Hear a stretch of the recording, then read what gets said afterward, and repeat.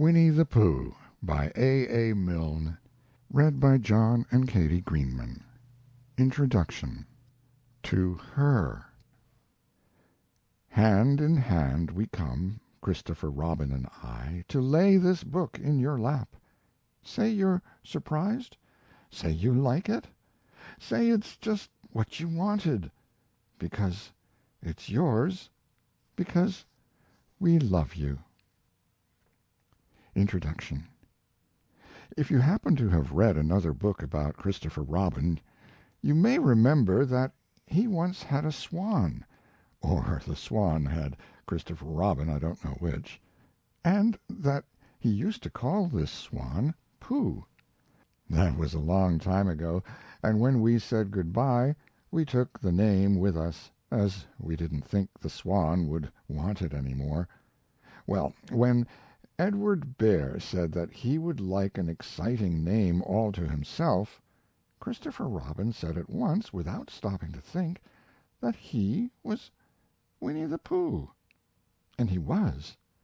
So, as I have explained the Pooh part, I will now explain the rest of it. You can't be in London for long without going to the zoo. There are some people who begin the zoo at the beginning, called Way In, and walk as quickly as they can past every cage until they get to the one called Way Out. But the nicest people go straight to the animal they love the most, and stay there. So, when Christopher Robin goes to the zoo, he goes to where the polar bears are, and he whispers something to the third keeper from the left, and doors are unlocked, and we wander through dark passages and up steep stairs until at last we come to the special cage, and the cage is opened, and out trots something brown and furry, and with a happy cry of "Oh, bear!" Christopher Robin rushes into its arms. Now this bear's name is Winnie, which shows what a good name for bears it is, but the funny thing is that we can't remember whether Winnie is called after Pooh or Pooh after Winnie. We did know once, but we have forgotten. I had written as far as this when Piglet looked up and said in his squeaky voice, "What about me?" "My dear Piglet," I said, "the whole book is about you." "So it is about Pooh," he squeaked. You see what it is. He is jealous because he thinks Pooh is having a grand introduction all to himself. Pooh is the favorite, of course, there's no denying it, but Piglet comes in for a good many things which Pooh misses, because you can't take Pooh to school without everybody knowing it. But Piglet is so small that he slips into a pocket, where it is very comforting to feel him when you are not quite sure whether twice 7 is 12 or 22. Sometimes he slips out and has a good look in the ink pot, and in this way he has got more education than Pooh, but Pooh doesn't mind. Some have brains and some haven't, he says, and there it is. And now all the others are saying, What about us? So perhaps the best thing to do is to stop writing introductions and get on with the book. A.A.M. End of introduction. Chapter 1, in which we are introduced to Winnie the Pooh and some bees, and the stories begin. Here is Edward Bear, coming downstairs now, bump, bump, bump, on the back of his head, behind Christopher Robin. It is, as far as he knows, the only way of coming downstairs, but sometimes he feels that there really is another way, if only he could stop bumping for a moment and think of it. And then he feels that perhaps there isn't. Anyhow, here he is at the bottom, and ready to be introduced to you. Winnie the Pooh. When I first heard his name, I said, just as you were going to say, "But I thought he was a boy." "So did I," said Christopher Robin. "Then you can't call him Winnie?" "I don't. "But you said—" He's Winnie the Pooh." Don't you know what "there" means? Ah, yes, now I do, I said quickly. And I hope you do too, because it is all the explanation you are going to get. Sometimes Winnie the Pooh likes a game of some sort when he comes downstairs, and sometimes he likes to sit quietly in front of the fire and listen to a story. This evening, What about a story? said Christopher Robin. What about a story? I said. Could you very sweetly tell Winnie the Pooh one? I suppose I could, I said. What sort of stories does he like? About himself. Because he's that sort of bear. Oh, I see. So could you very sweetly? I'll try, I said. So I tried. Once upon a time, a very long time ago now, about last Friday, Winnie the Pooh lived in a forest all by himself, under the name of Sanders. What does "under the name" mean? Asked Christopher Robin.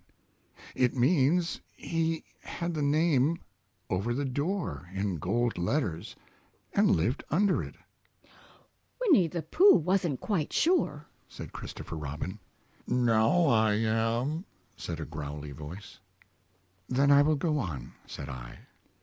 One day, when he was out walking, he came to an open place in the middle of the forest, and in the middle of this place was a large oak tree, and from the top of the tree there came a loud buzzing noise.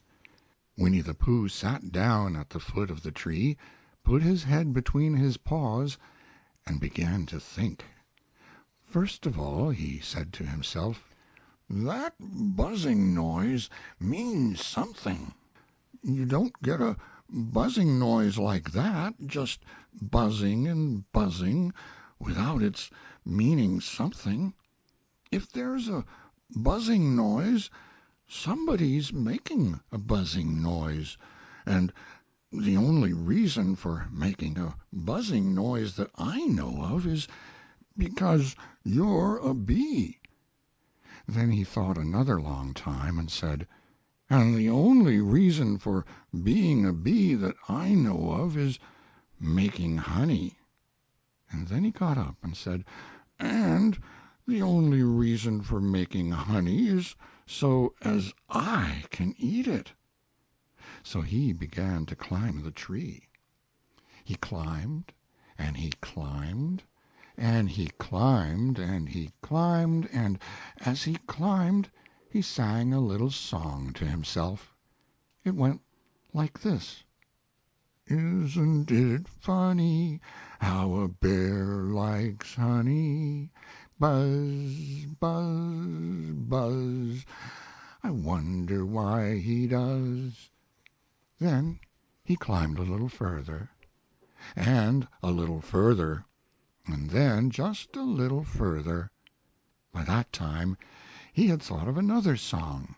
"It's a very funny thought that if bears were bees, they'd build their nests at the bottom of trees, and that being so, if bees were bears, we shouldn't have to climb up all these stairs." He was getting rather tired by this time, so that is why he sang a complaining song. He was nearly there now, and if he just stood on that branch, crack! "Oh, help!" said Pooh, as he dropped 10 feet on the branch below him. "If only I hadn't," he said, as he bounced 20 feet on to the next branch. "You see, what I meant to do," he explained as he turned head over heels and crashed on to another branch 30 feet below, "what I meant to do, of course it was rather," he admitted, as he slithered very quickly through the next 6 branches. "It all comes, I suppose," he decided, as he said good-bye to the last branch, spun round 3 times, and flew gracefully into a gorse bush. "It all comes of liking honey so much. Oh, help! He crawled out of the gorse bush, brushed the prickles from his nose, and began to think again. And the first person he thought of was Christopher Robin. Was that me? Said Christopher Robin in an awed voice, hardly daring to believe it. That was you. Christopher Robin said nothing, but his eyes got larger and larger, and his face got pinker and pinker. So Winnie the Pooh went round to his friend Christopher Robin, who lived behind a green door in another part of the forest. "Good morning, Christopher Robin," he said. Good morning, Winnie the Pooh, said you. "I wonder if you've got such a thing as a balloon about you." A balloon? "Yes, I just said to myself, coming along, I wonder if Christopher Robin has such a thing as a balloon about him. I just said it to myself, thinking of balloons and wondering." What do you want a balloon for? you said.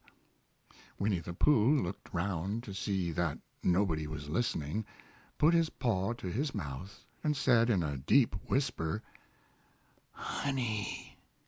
But you don't get honey with balloons. "I do," said Pooh. "Well, it just happened that you had been to a party the day before at the house of your friend Piglet, and you had balloons at the party. You had had a big green balloon, and one of Rabbit's relations had had a big blue one, and had left it behind, being really too young to go to a party at all, and so you had brought the green one and the blue one home with you."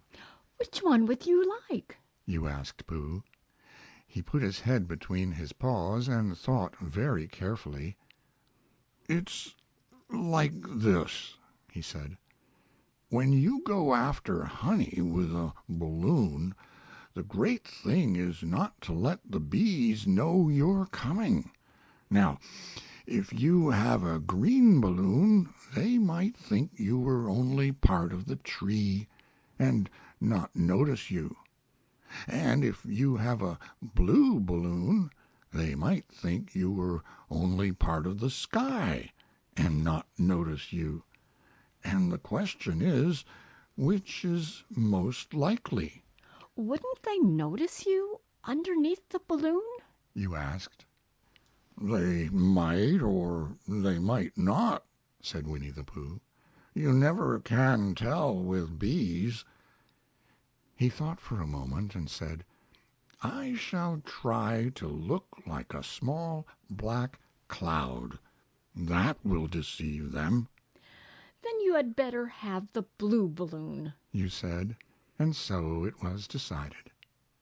Well, you both went out with the blue balloon, and you took your gun with you, just in case, as you always did, and Winnie the Pooh went to a very muddy place that he knew of, and rolled until he was black all over, and then, when the balloon was blown up as big, and you and Pooh were both holding on to the string, you let go suddenly, and Pooh Bear floated gracefully up into the sky and stayed there, level with the top of the tree, and about 20 feet away from it. Hooray! you shouted. "Isn't that fine?" shouted Winnie the Pooh down to you. "What do I look like?" You look like a bear holding onto a balloon. you said. "Not," said Pooh anxiously, "not like a small black cloud in a blue sky?" Not very much. "Ah, well, perhaps from up here it looks different, and, as I say, you never can tell with bees." There was no wind to blow him nearer to the tree, so there he stayed.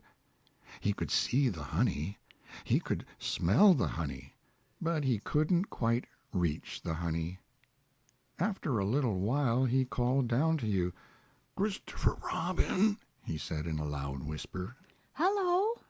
I think the bees suspect something. What sort of thing? Why, I don't know, but something tells me that they're suspicious. Perhaps they think that you're after their honey. Well, it may be that. You never can tell with bees. There was another little silence, and then he called down to you again. Christopher Robin, Yes, have you an umbrella in your house? I think so. I wish you would bring it out here and walk up and down with it and look up at me every now and then and say, "Tut, tut, it looks like rain." I think if you did that, it would help the deception which we are practicing on these bees. Well, you laughed to yourself, Silly old bear. but you didn't say it aloud because you were so fond of him, and you went home for your umbrella. "Oh, there you are," Called down Winnie the Pooh as soon as you got back to the tree. "I was beginning to get anxious. I have discovered that the bees are now definitely suspicious." Shall I put my umbrella up? You said. "Yes, but wait a moment. We must be practical. The important bee to deceive is the queen bee. Can you see which is the queen bee from down there?" No. Oh, pity. Well, now, if you walk up and down with your umbrella saying, "Tut, tut, it looks like rain," I shall do what I can by singing a little cloud song, such as a cloud might sing. Go." So while you walked up and down and wondered if it would rain, Winnie the Pooh sang this song: "How sweet to be a cloud floating in the blue. Every little cloud always sings aloud. How sweet to be a cloud floating in the blue. It makes him very proud to be a little cloud." The bees were still buzzing as suspiciously as ever. Some of them, indeed, left their nests and flew all around the cloud as it began the second verse of this song, and one bee sat down on the nose of the cloud for a moment, and then got up again. "Christopher, ow, Robin," called out the cloud, Yes? "I have just been thinking, and I have come to a very important decision. These are the wrong sort of bees, Are they? quite the wrong sort. So I should think they would make the wrong sort of honey, shouldn't you?" Would they? "Yes, so I think I shall come down." How? asked you. Winnie the Pooh hadn't thought about this. If he let go of the string he would fall, bump, and he didn't like the idea of that. So he thought for a long time, and then he said, "Christopher Robin, you must shoot the balloon with your gun. Have you got your gun?" Of course I have. you said, But if I do that, it will spoil the balloon. you said. "But if you don't," said Pooh, "I shall have to let go, and that would spoil me." When he put it like this, you saw how it was, and you aimed very carefully at the balloon and fired. "Ow!" said Pooh. Did I miss? You asked. "You didn't exactly miss," said Pooh, "but you missed the balloon." I'm so sorry. You said, and you fired again, and this time you hit the balloon, and the air came slowly out, and Winnie the Pooh floated down to the ground. But his arms were so stiff from holding on to the string of the balloon all that time that they stayed up straight in the air for more than a week, and whenever a fly came and settled on his nose, he had to blow it off. And I think, but I'm not sure, that that is why he was always called Pooh. Is that the end of the story? Asked Christopher Robin. Well, that's the end of that one. But there are others. About Pooh and me? And Piglet and Rabbit and all of you. Don't you remember? I do remember, and then when I try to remember, I forget. That day when Pooh and Piglet tried to catch the heffalump? They didn't catch it, did they? No. Pooh couldn't because he hasn't any brain. Did I catch it? Well, that comes into the story. Christopher Robin nodded. I do remember, He said. only Pooh doesn't very well, so that's why he likes having it told to him again. Because then it's a real story and not just a remembering. That's just how I feel, I said. Christopher Robin gave a deep sigh, picked his bear up by the leg, and walked off to the door, trailing Pooh behind him. At the door he turned and said, Coming to see me have my bath? I might, I said. I didn't hurt him when I shot him, did I? Not a bit. He nodded and went out, and in a moment I heard Winnie the Pooh bump, bump, bump, going up the stairs behind him. End of Chapter 1. Chapter 2, in which Pooh goes visiting and gets into a tight place. Edward Bear, known to his friends as Winnie the Pooh, or Pooh for short, was walking through the forest one day, humming proudly to himself. He had made up a little hum that very morning, as he was doing his stoutness exercises in front of the glass.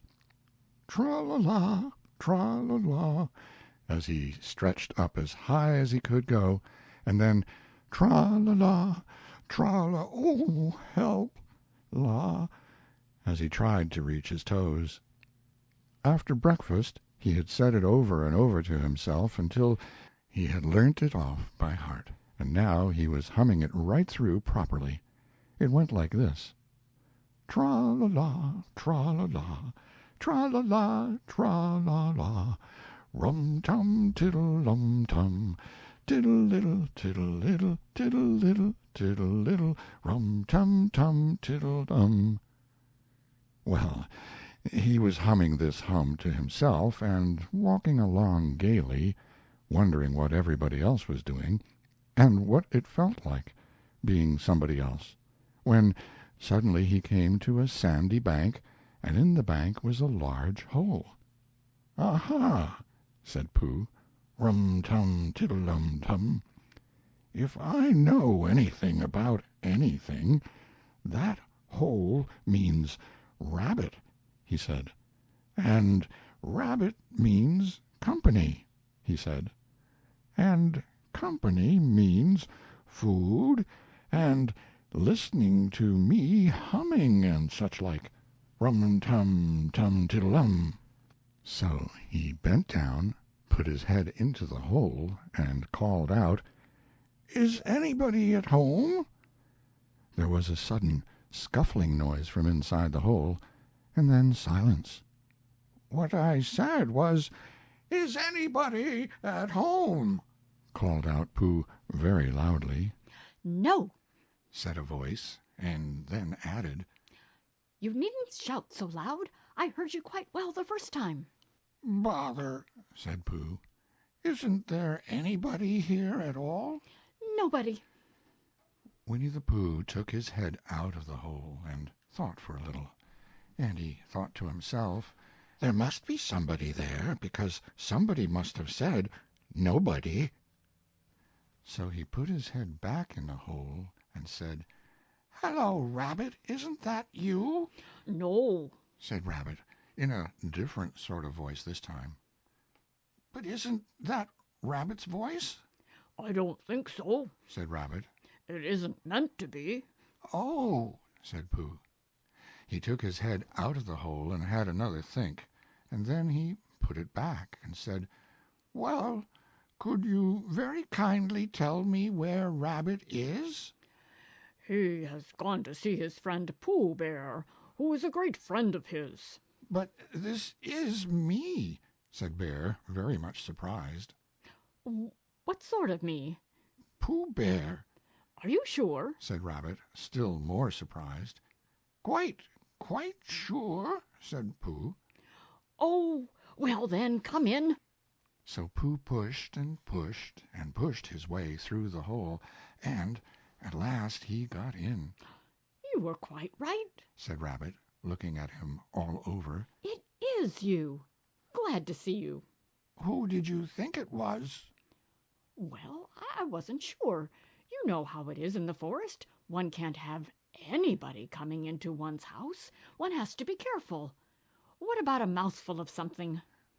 Pooh always liked a little something at 11 o'clock in the morning, and he was very glad to see Rabbit getting out the plates and mugs, and when Rabbit said, "Honey or condensed milk with your bread?" he was so excited that he said, "Both," and then, so as not to seem greedy, he added, "But don't bother about the bread, please."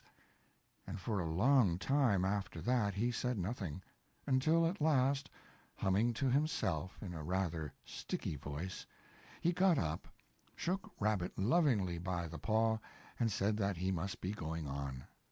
"Must you?" said Rabbit politely. "Well," said Pooh, "I could stay a little longer if you—" and he tried very hard to look in the direction of the larder. "As a matter of fact," said Rabbit. "I was going out myself directly." "Oh, well, then, I'll be going on. Goodbye." "Well, good-bye, if you're sure you won't have any more." "Is there any more?" asked Pooh quickly. Rabbit took the covers off the dishes and said, "No, there isn't." "I thought not," said Pooh, nodding to himself. "Well, goodbye. I must be going on." So he started to climb out of the hole. He pulled with his front paws and pushed with his back paws, and in a little while his nose was out in the open again, and then his ears, and then his front paws, and then his shoulders, and then— "Oh, help!" said Pooh. "I'd better go back." "Oh, bother!" said Pooh. "I shall have to go on." "I can't do either," said Pooh. "Oh, help and bother!" Now, by this time, Rabbit wanted to go for a walk, too, and finding the front door full, he went out by the back door and came round to Pooh and looked at him. "Hullo, are you stuck?" he asked. "No," said Pooh carelessly. "Just resting and thinking and humming to myself." "Here, give us a paw." Pooh Bear stretched out a paw, and Rabbit pulled and pulled and pulled. "Ow!" cried Pooh. "You're hurting." "The fact is," said Rabbit. "you're stuck." "It all comes," said Pooh crossly, "of not having front doors big enough." "It all comes," said Rabbit sternly. "of eating too much. I thought so at the time, said Rabbit. only I didn't like to say anything. said Rabbit. That one of us was eating too much, said Rabbit. and I knew it wasn't me." he said. Well, well, I shall go and fetch Christopher Robin." Christopher Robin lived at the other end of the forest, and when he came back with Rabbit and saw the front half of Pooh, he said, "Silly old bear," in such a loving voice that everybody felt quite hopeful again. "I was just beginning to think," said Bear, sniffing slightly, "that Rabbit might never be able to use his front door again, and I should hate that," he said. "So should I." said Rabbit. "Use his front door again?" said Christopher Robin. "Of course he'll use his front door again." "Good." said Rabbit. "If we can't pull you out, Pooh, we might push you back." Rabbit scratched his whiskers thoughtfully and pointed out that when once Pooh was pushed back, he was back, and of course nobody was more glad to see Pooh than he was. Still, there it was. Some lived in trees, and some lived underground, and— "You mean I'd never get out?" said Pooh. I mean, said Rabbit. that having got so far, it seems a pity to waste it. Christopher Robin nodded. Then there's only one thing to be done, he said. We shall have to wait for you to get thin again. "How long does getting thin take?" asked Pooh anxiously. About a week, I should think. "But I can't stay here for a week." You can stay here all right, silly old bear. It's getting you out which is so difficult. We'll read to you, said Rabbit cheerfully. And I hope it won't snow, he added. And I say, old fellow, you're taking up a good deal of room in my house. Do you mind if I use your back legs as a towel horse? Because, there they are, doing nothing, and it would be very convenient just to hang the towels on them. "A week," said Pooh gloomily. "What about meals?" "I'm afraid no meals," said Christopher Robin. "because of getting thin quicker. But we will read to you." Bear began to sigh, and then found he couldn't, because he was so tightly stuck, and a tear rolled down his eye as he said, "Then would you read a sustaining book, such as would help and comfort a wedged bear in great tightness?" So for a week Christopher Robin read that sort of book at the north end of Pooh, and Rabbit hung his washing on the south end, and in between Bear felt himself getting slenderer and slenderer, and at the end of the week Christopher Robin said, "Now." So he took hold of Pooh's front paws, and Rabbit took hold of Christopher Robin, and all Rabbit's friends and relations took hold of Rabbit, and they all pulled together. And for a long time Pooh only said, "Ow!" and "Oh!" and then all of a sudden he said, "Pop!" just as if a cork were coming out of a bottle. And Christopher Robin and Rabbit and all Rabbit's friends and relations went head over heels backwards, and on top of them came Winnie the Pooh, free. So, with a nod of thanks to his friends, he went on with his walk through the forest, humming proudly to himself. But Christopher Robin looked after him lovingly, and said to himself, "Silly old bear." End of Chapter 2. Chapter 3, in which Pooh and Piglet go hunting and nearly catch a woozle. The Piglet lived in a very grand house in the middle of a beech tree, and the beech tree was in the middle of the forest, and the Piglet lived in the middle of the house. Next to his house was a piece of broken board which had "Trespassers W" on it. When Christopher Robin asked the Piglet what it meant, he said it was his grandfather's name, and had been in the family for a long time. Christopher Robin said you couldn't be called Trespassers W, and Piglet said yes, you could, because his grandfather was, and it was short for Trespassers Will, which was short for Trespassers William, and his grandfather had had two names in case he lost one, Trespassers after an uncle, and William after Trespassers. "I've got two names," said Christopher Robin carelessly. "Well, there you are. That proves it," said Piglet. One fine winter's day, when Piglet was brushing away the snow in front of his house, he happened to look up, and there was Winnie the Pooh. Pooh was walking round and round in a circle, thinking of something else, and when Piglet called to him, he just went on walking. "Hello," said Piglet. "what are you doing?" "Hunting," said Pooh. "Hunting what?" "Tracking something," said Winnie the Pooh very mysteriously. "Tracking what?" said Piglet, coming closer. "That's just what I ask myself. I ask myself, what?" "What do you think you'll answer?" "I shall have to wait until I catch up with it," said Winnie the Pooh. "Now, look there." He pointed to the ground in front of him. "What do you see there?" Tracks? said Piglet. Paw marks? He gave a little squeak of excitement. Oh, Pooh! Do you think it's a woozle? "It may be," said Pooh. "Sometimes it is, and sometimes it isn't. You never can tell with paw marks." With these few words he went on tracking, and Piglet, after watching him for a minute or two, ran after him. Winnie the Pooh had come to a sudden stop, and was bending over the tracks in a puzzled sort of way. What's the matter? asked Piglet. "It's a very funny thing," said Bear, "but there seem to be two animals now. This, whatever it was, has been joined by another, whatever it is, and the two of them are now proceeding in company.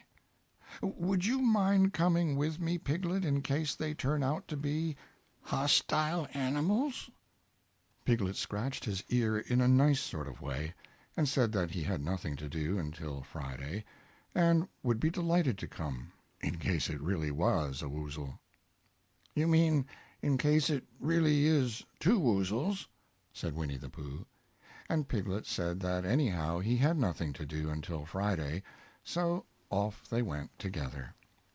There was a small spinney of larch trees just here, and it seemed as if the two woozles, if that is what they were, had been going round this spinney.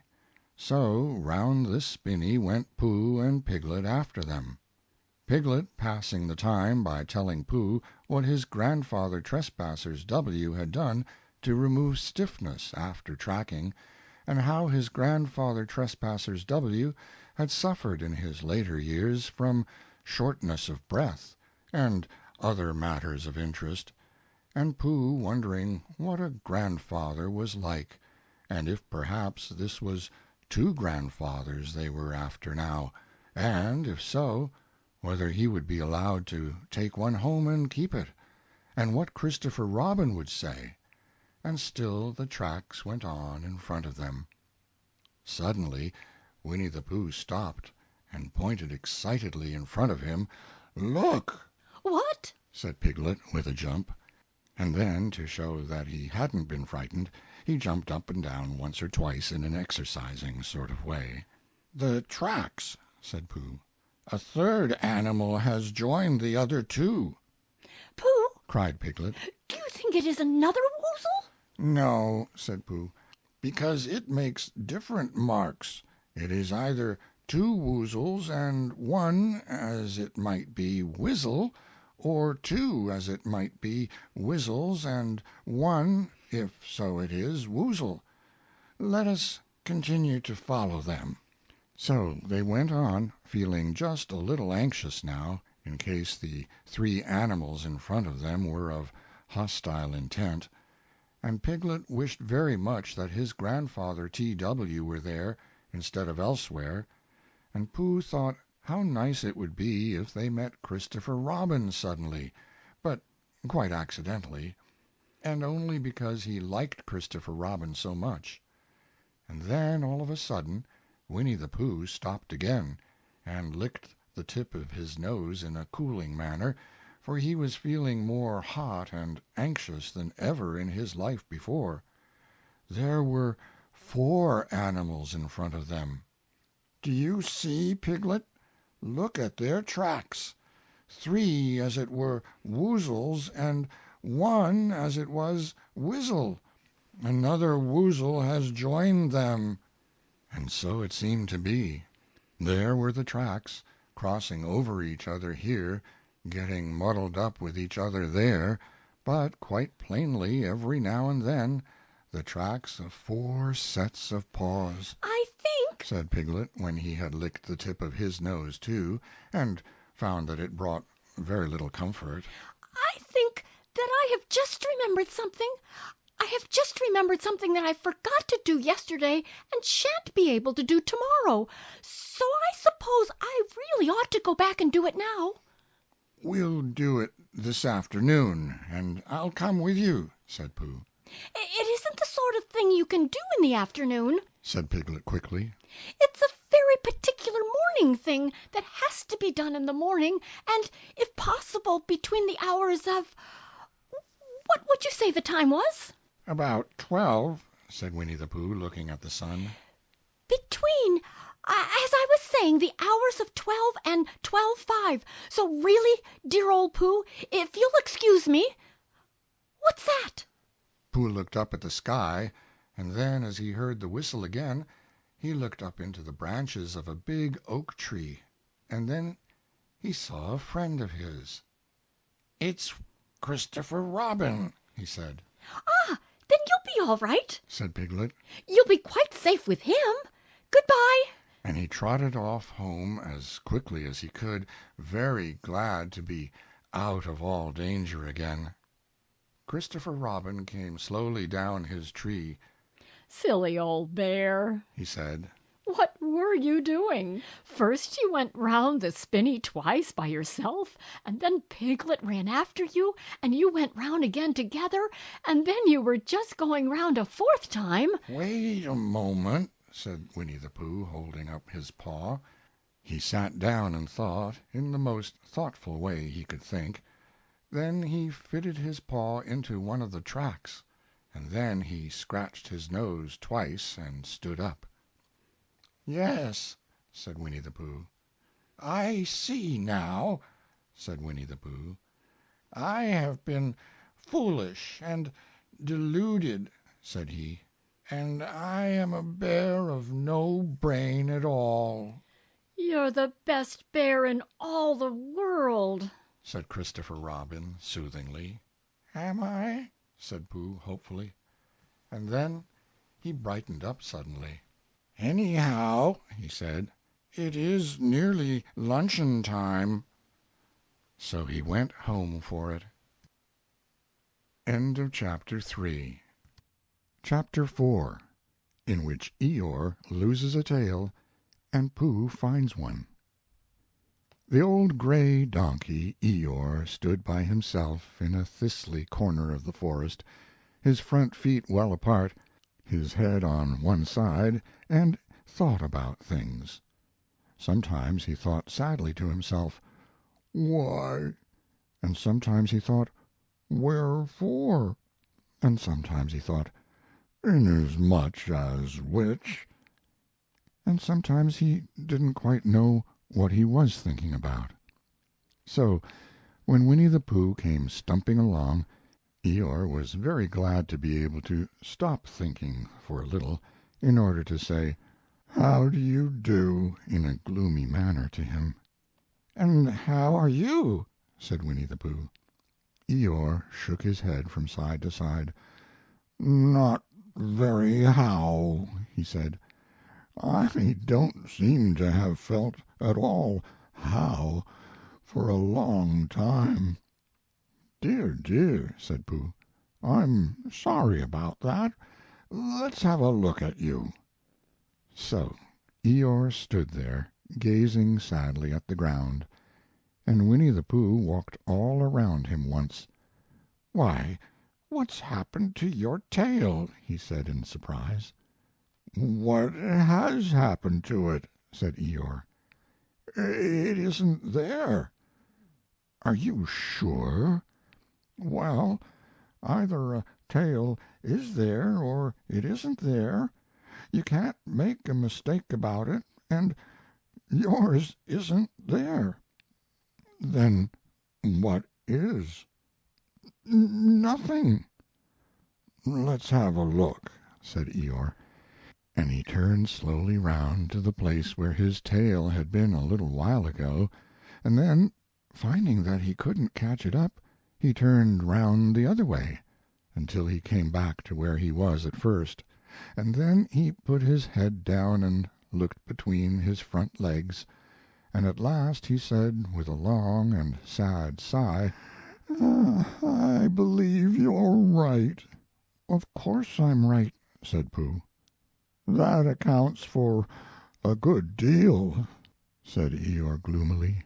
"It explains everything. No wonder." "You must have left it somewhere," said Winnie the Pooh. "Somebody must have taken it," said Eeyore. "How like them," he added after a long silence. Pooh felt that he ought to say something helpful about it, but didn't quite know what, so he decided to do something helpful instead. "Eeyore," he said solemnly, "I, Winnie the Pooh, will find your tail for you." "Thank you, Pooh," answered Eeyore. "You're a real friend," said he. "Not like some," he said. So Winnie the Pooh went off to find Eeyore's tail. It was a fine spring morning in the forest as he started out. Little soft clouds played happily in the blue sky, skipping from time to time in front of the sun as if they had come to put it out, and then sliding away suddenly so that the next might have his turn. Through them and between them the sun shone bravely, and a copse which had worn its furs all the year round seemed old and dowdy now beside the new green lace which the beeches had put on so prettily. Through copse and spinney marched Bear, down upon slopes of gorse and heather, over rocky beds of streams, up steep banks of sandstone into the heather again, and so at last, tired and hungry, to the 100-acre wood, for it was in the 100-acre wood that Owl lived. "And if anyone knows anything about anything," said Bear to himself, "it's Owl, who knows something about something," he said. "Or my name's not Winnie the Pooh," he said. "Which it is," he added. "So there you are." Owl lived at the Chestnuts, an old-world residence of great charm, which was grander than anybody else's, or seemed so to Bear, because it had both a knocker and a bell-pull. Underneath the knocker there was a notice which said, "Pless ring if an answer is required." Underneath the bell-pull there was a notice which said, "Pless knock if an answer is not required." These notices had been written by Christopher Robin, who was the only one in the forest who could spell. For Owl, wise though he was in many ways, able to read and write and spell his own name, Wall, yet somehow went all to pieces over delicate words like measles and buttered toast. Winnie the Pooh read the two notices very carefully, first from left to right, and afterwards, in case he had missed some of it, from right to left. Then, to make quite sure, he knocked and pulled the knocker, and he pulled and knocked the bell-rope, and he called out in a very loud voice, "Owl, I require an answer. It's Bear speaking." And the door opened, and Owl looked out. "Hello, Pooh," he said. "how's things?" "Terrible and sad," said Pooh, "because Eeyore, who is a friend of mine, has lost his tail, and he's moping about it. So could you very kindly tell me how to find it for him?" "Well," said Owl, "the customary procedure in such cases is as follows." "What does crustimony proceed cake mean?" said Pooh. "For I am a bear of very little brain, and long words bother me." "It means the thing to do." "As long as it means that, I don't mind," said Pooh humbly. "The thing to do is as follows. First issue a reward. Then—" "Just a moment," said Pooh, holding up his paw. "What do we do to this what you were saying? You sneezed just as you were going to tell me. I didn't sneeze. Oh, yes, you did, Owl. Excuse me, Pooh. I didn't. You can't sneeze without knowing it. Well, you can't know it without something having been sneezed. What I said was, first issue a reward. Oh, you're doing it again, said Pooh sadly. A reward. Said Owl very loudly.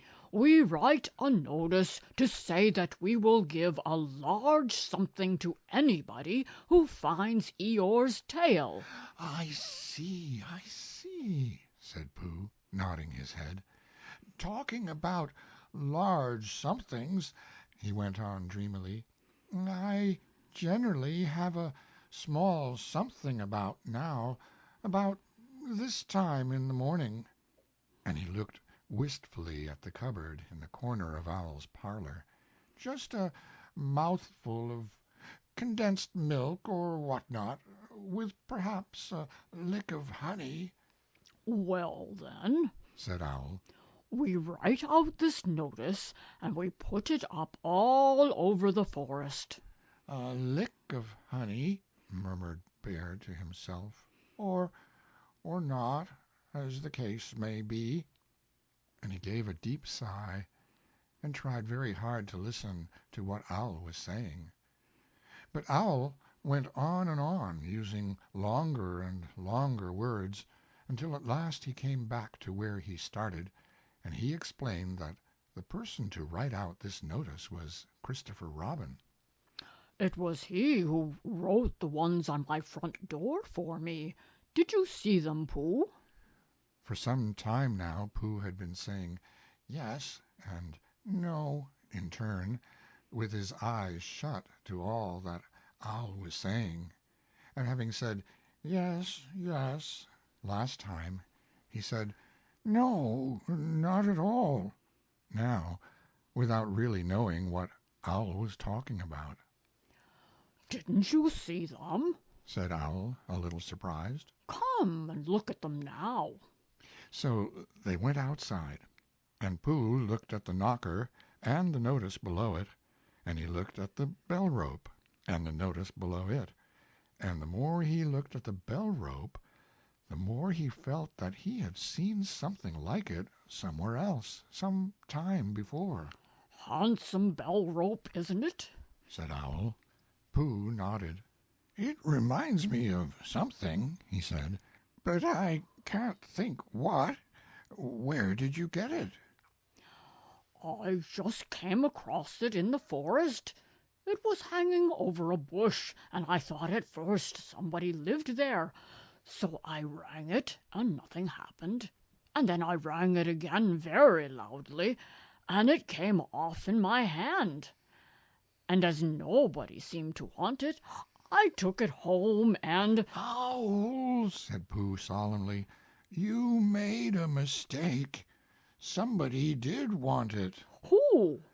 Eeyore, my dear friend Eeyore. He was fond of it. Fond of it? Attached to it, said Winnie the Pooh sadly. So with these words he unhooked it and carried it back to Eeyore, and when Christopher Robin had nailed it on in its right place again, Eeyore frisked about the forest, waving his tail so happily that Winnie the Pooh came over all funny and had to hurry home for a little snack of something to sustain him, and, wiping his mouth, half an hour afterwards, he sang to himself proudly, "Who found the tail? I," said Pooh, "at 1:45, only it was 11:15, really. I found the tail." End of Chapter 4. Chapter 5, in which Piglet meets a heffalump. One day when Christopher Robin and Winnie the Pooh and Piglet were all talking together, Christopher Robin finished the mouthful he was eating and said carelessly, I saw a heffalump today, Piglet. What was it doing? asked Piglet. Just lumping along, said Christopher Robin. I don't think it saw me. I saw one once. Said Piglet. At least, I think I did. He said. Only perhaps it wasn't. So did I, said Pooh, wondering what a heffalump was like. You don't often see them. Said Christopher Robin carelessly. Not now. Said Piglet. Not at this time of year, said Pooh. Then they all talked about something else, until it was time for Pooh and Piglet to go home together. At first they stumped along the path which edged the 100-acre wood. They didn't say much to each other, but when they came to the stream, and had helped each other across the stepping-stones, and were able to walk side by side again over the heather, they began to talk in a friendly way about this and that, and Piglet said, If you see what I mean, Pooh. and Pooh said, it's just what I think myself, Piglet. and Piglet said, But on the other hand, Pooh, we must remember.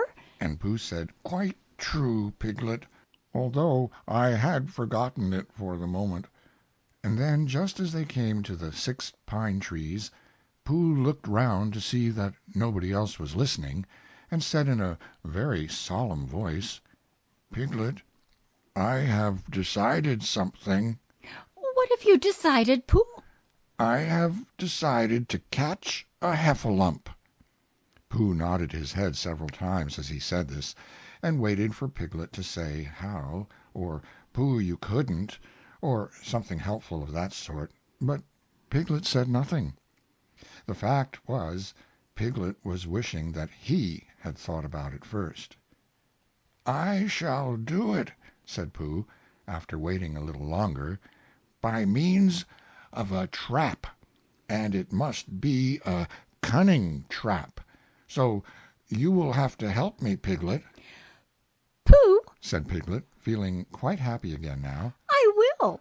And then he said, How shall we do it? and Pooh said, That's just it. How? and then they sat down together to think it out. Pooh's first idea was that they should dig a very deep pit, and then the heffalump would come along and fall into the pit, and— Why? said Piglet. Why, what? said Pooh. Why would he fall in? Pooh rubbed his nose with his paw, and said that the heffalump might be walking along, humming a little song, and looking up at the sky, wondering if it would rain, and so he wouldn't see the very deep pit until he was halfway down, when it would be too late. Piglet said that this was a very good trap, but supposing it were raining already? Pooh rubbed his nose again, and said that he hadn't thought of that.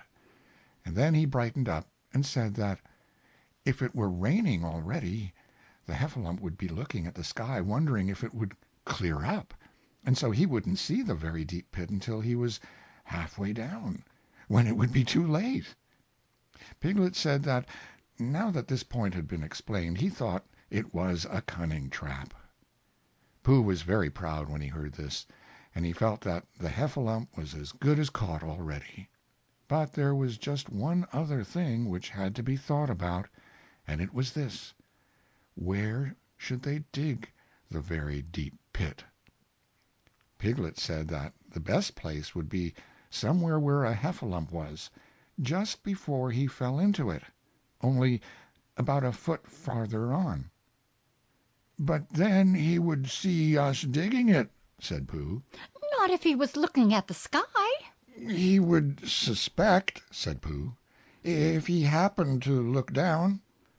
He thought for a long time, and then added sadly, It isn't as easy as I thought. I suppose that's why heffalumps hardly ever get caught. That must be it. said Piglet. They sighed and got up, and when they had taken a few gorse prickles out of themselves, they sat down again. And all the time Pooh was saying to himself, If only I could think of something. for he felt sure that a very clever brain could catch a heffalump if only he knew the right way to go about it. "Suppose," he said to Piglet, you wanted to catch me, how would you do it?" Well, said Piglet. I should do it like this. I should make a trap, and I should put a jar of honey in the trap, and you would smell it, and you would go in after it, and— "And I would go in after it," said Pooh excitedly, "only very carefully so as not to hurt myself. And I would get to the jar of honey, and I should lick round the edges first of all, pretending that there wasn't any more, you know, and then I should walk away and think about it a little, and then I should come back and start licking in the middle of the jar, and then—" Yes, well, never mind about that. There you would be, and there I should catch you. Now the first thing to think of is, what do heffalumps like? I should think acorns, shouldn't you? We'll get a lot of— I say, wake up, Pooh. Pooh, who had gone into a happy dream, woke up with a start, and said that honey was a much more trappy thing than haycorns. Piglet didn't think so, and they were just going to argue about it, when Piglet remembered that, if they put acorns in the trap, he would have to find the acorns, but if they put honey, then Pooh would have to give up some of his own honey. So he said, All right, honey then. just as Pooh remembered it too, and was going to say, "All right, acorns," Honey. said Piglet to himself in a thoughtful way, as if it were now settled. I'll dig the pit while you go and get the honey. "Very well," said Pooh, and he stumped off. As soon as he got home he went to the larder, and he stood on a chair, and took down a very large jar of honey from the top shelf. It had HUNNY written on it, but just to make sure he took off the paper cover and looked at it, and it looked just like honey. "But you never can tell," said Pooh. "I remember my uncle saying once that he had seen cheese just this color." So he put his tongue in and took a large lick. "Yes," he said, "it is, no doubt about that, and honey, I should say, right down to the bottom of the jar. Unless, of course," he said, "somebody put cheese in at the bottom, just for a joke. Perhaps I had better go a little further, just in case heffalumps don't like cheese, same as me. Ah!" And he gave a deep sigh. "I was right. It is honey, right the way down." Having made certain of this, he took the jar back to Piglet, and Piglet looked up from the bottom of his very deep pit and said, Got it? and Pooh said, "Yes, but it isn't quite a full jar," and he threw it down to Piglet, and Piglet said, No, it isn't. Is that all you've got left? and Pooh said, "Yes," because it was. So Piglet put the jar at the bottom of the pit and climbed out, and they went off home together. Well, good night, Pooh. Said Piglet, when they had got to Pooh's house. And we meet at 6 o'clock tomorrow morning by the pine trees and see how many heffalumps we've got in our trap. 6 o'clock, Piglet. And have you got any string? No. Why do you want string? To lead them home with.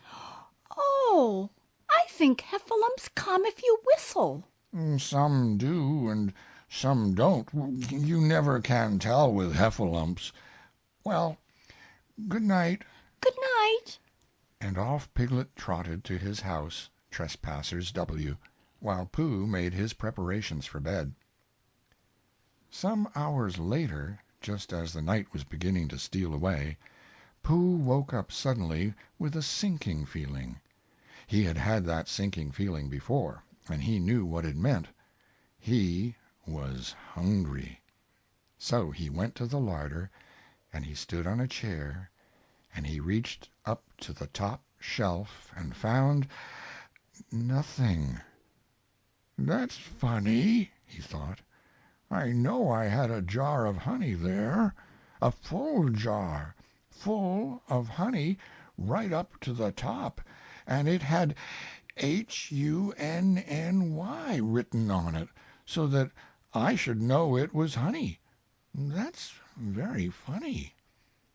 And then he began to wander up and down, wondering where it was, and murmuring a murmur to himself, like this: "It's very, very funny, 'cause I know I had some honey, 'cause it had a label on saying honey, a galoptuous full-up pot, too, and I don't know where it's got to.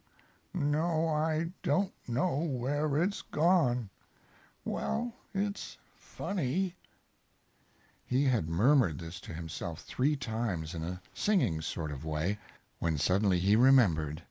He had put it into the cunning trap to catch the heffalump. "Bother," said Pooh. "It all comes of trying to be kind to heffalumps." And he got back into bed. But he couldn't sleep. The more he tried to sleep, the more he couldn't. He tried counting sheep, which is sometimes a good way of getting to sleep, and as that was no good, he tried counting heffalumps, and that was worse, because every heffalump that he counted was making straight for a pot of Pooh's honey, and eating it all. For some minutes he lay there miserably, but when the 587th heffalump was licking its jaws and saying to itself, "Very good honey, this. I don't know when I've tasted better," Pooh could bear it no longer. He jumped out of bed, he ran out of the house, and he ran straight to the 6 pine trees. The sun was still in bed, but there was a lightness in the sky over the 100-acre wood, which seemed to show that it was waking up, and would soon be kicking off the clothes. In the half-light the pine trees looked cold and lonely, and the very deep pit seemed deeper than it was, and Pooh's jar of honey at the bottom was something mysterious, a shape and no more. But as he got nearer to it his nose told him that it was indeed honey, and his tongue came out and began to polish up his mouth, ready for it. "Bother," said Pooh, as he got his nose inside the jar. "A heffalump has been eating it."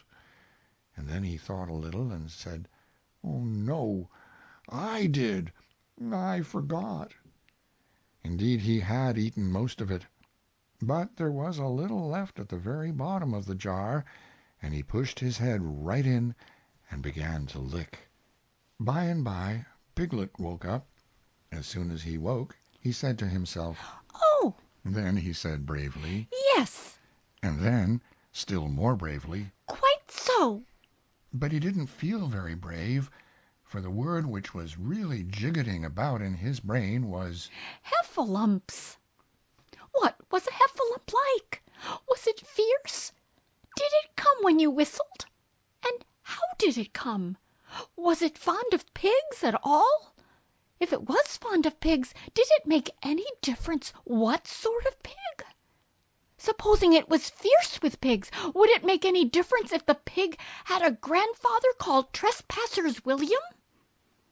He didn't know the answer to any of these questions, and he was going to see his first heffalump in about an hour from now.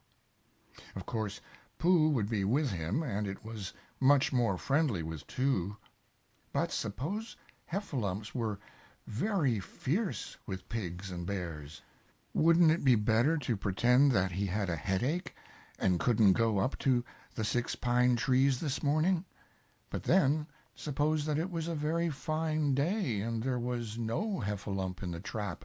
Here he would be in bed all the morning, simply wasting his time for nothing. What should he do? And then he had a clever idea. He would go up very quietly to the 6 pine trees now, peep very cautiously into the trap, and see if there was a heffalump there. And if there was, he would go back to bed, and if there wasn't, he wouldn't. So off he went. At first he thought that there wouldn't be a heffalump in the trap, and then he thought that there would, and as he got nearer he was sure that there would, because he could hear it heffalumping about like anything. "Oh, dear! Oh, dear! Oh, dear!" said Piglet to himself, and he wanted to run away. But somehow, having got so near, he felt that he must just see what a heffalump was like. So he crept to the side of the trap and looked in. And all the time Winnie the Pooh had been trying to get the honey jar off his head. The more he shook it, the more tightly it stuck. "Bother!" he said inside the jar, and "Oh, help!" and mostly "Ow!" and he tried bumping it against things. But as he couldn't see what he was bumping it against, it didn't help him, and he tried to climb out of the trap. But as he could see nothing but jar, and not much of that, he couldn't find his way. So at last he lifted up his head, jar and all, and made a loud roaring noise of sadness and despair, and it was at that moment that Piglet looked down. "Help! Help!" cried Piglet, "A heffalump! A horrible heffalump! and he scampered off as hard as he could, still crying out, Help! Help! A horrible huffalump! Huff! Huff! A hellable horralump! Ho! Holla! Huffable hellerump!" and he didn't stop crying and scampering until he got to Christopher Robin's house. "Whatever's the matter, Piglet?" said Christopher Robin, who was just getting up. "Heff! Said Piglet, breathing so hard that he could hardly speak. A heffalump! Where? Up there?" Said Piglet, waving his paw. "What did it look like?" Like it had the biggest head you ever saw, Christopher Robin. A great enormous thing, like nothing. A huge big, well, I don't know, like an enormous big nothing, like a jar." "Well," said Christopher Robin, putting on his shoes. "I shall go and look at it. Come on." Piglet wasn't afraid if he had Christopher Robin with him, so off they went. "I can hear it, can't you?" said Piglet anxiously as they got near. "I can hear something," said Christopher Robin. It was Pooh, bumping his head against a tree root he had found. "There!" said Piglet, "Isn't it awful?" and he held on tight to Christopher Robin's hand. Suddenly Christopher Robin began to laugh, and he laughed, and he laughed, and he laughed. And while he was still laughing, crash went the heffalump's head against the tree root, smash went the jar, and out came Pooh's head again. Then Piglet saw what a foolish piglet he had been, and he was so ashamed of himself that he ran straight off home and went to bed with a headache. But Christopher Robin and Pooh went home to breakfast together. "Oh, Bear," said Christopher Robin. "how I do love you." "So do I," said Pooh. End of Chapter 5. Chapter 6, in which Eeyore has a birthday and gets 2 presents. Eeyore, the old gray donkey, stood by the side of the stream and looked at himself in the water. "Pathetic," he said. "That's what it is. Pathetic." He turned and walked slowly down the stream for 20 yards, splashed across it, and walked slowly back on the other side. Then he looked at himself in the water again. "As I thought," he said. "No better from this side, but nobody minds, nobody cares. Pathetic, that's what it is." There was a crackling noise in the bracken behind him, and out came Pooh. "Good morning, Eeyore," said Pooh. "Good morning, Pooh Bear," said Eeyore gloomily. "If it is a good morning," he said. "Which I doubt," said he. "Why, what's the matter?" "Nothing, Pooh Bear, nothing. We can't all, and some of us don't. That's all there is to it." "Can't all what?" said Pooh, rubbing his nose. "Gaiety, song and dance. Here we go round the mulberry bush." "Oh," said Pooh. He thought for a long time, and then asked, "What mulberry bush is that?" "Bonhomie," went on Eeyore, gloomily. "French word meaning bonhomie," he explained. "I'm not complaining, but there it is." Pooh sat down on a large stone and tried to think this out. It sounded to him like a riddle, and he was never much good at riddles, being a bear of very little brain.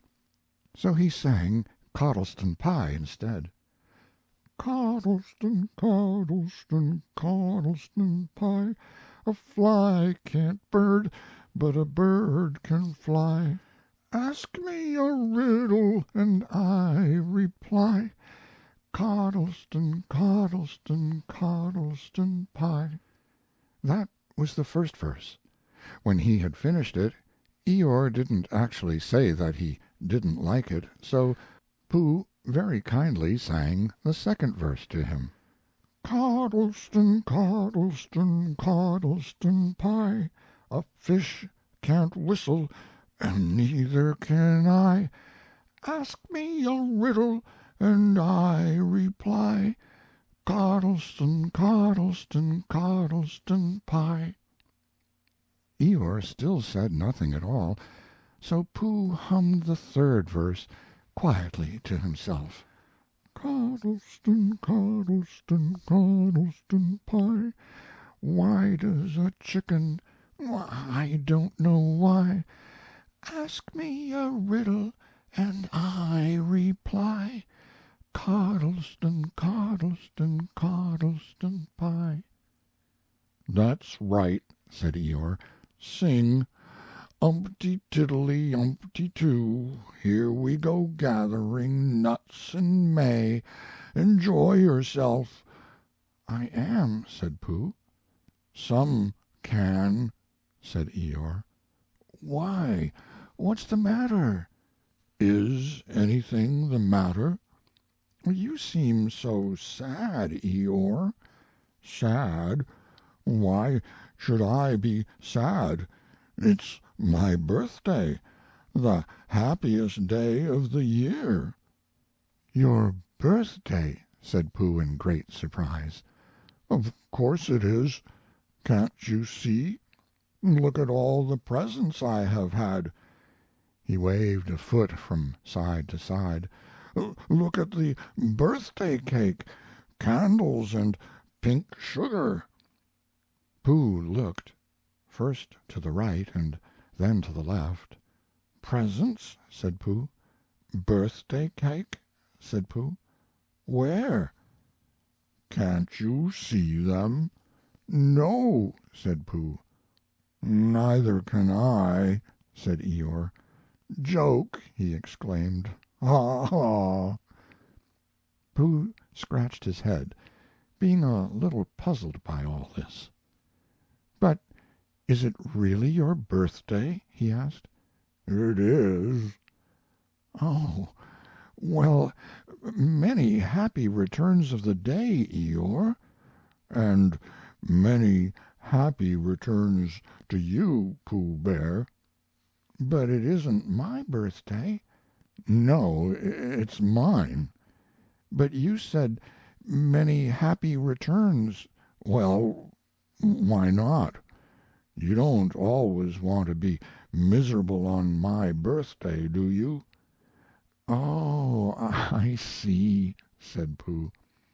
"It's bad enough," said Eeyore, almost breaking down, "being miserable myself, what with no presents, and no cake, and no candles, and no proper notice taken of me at all.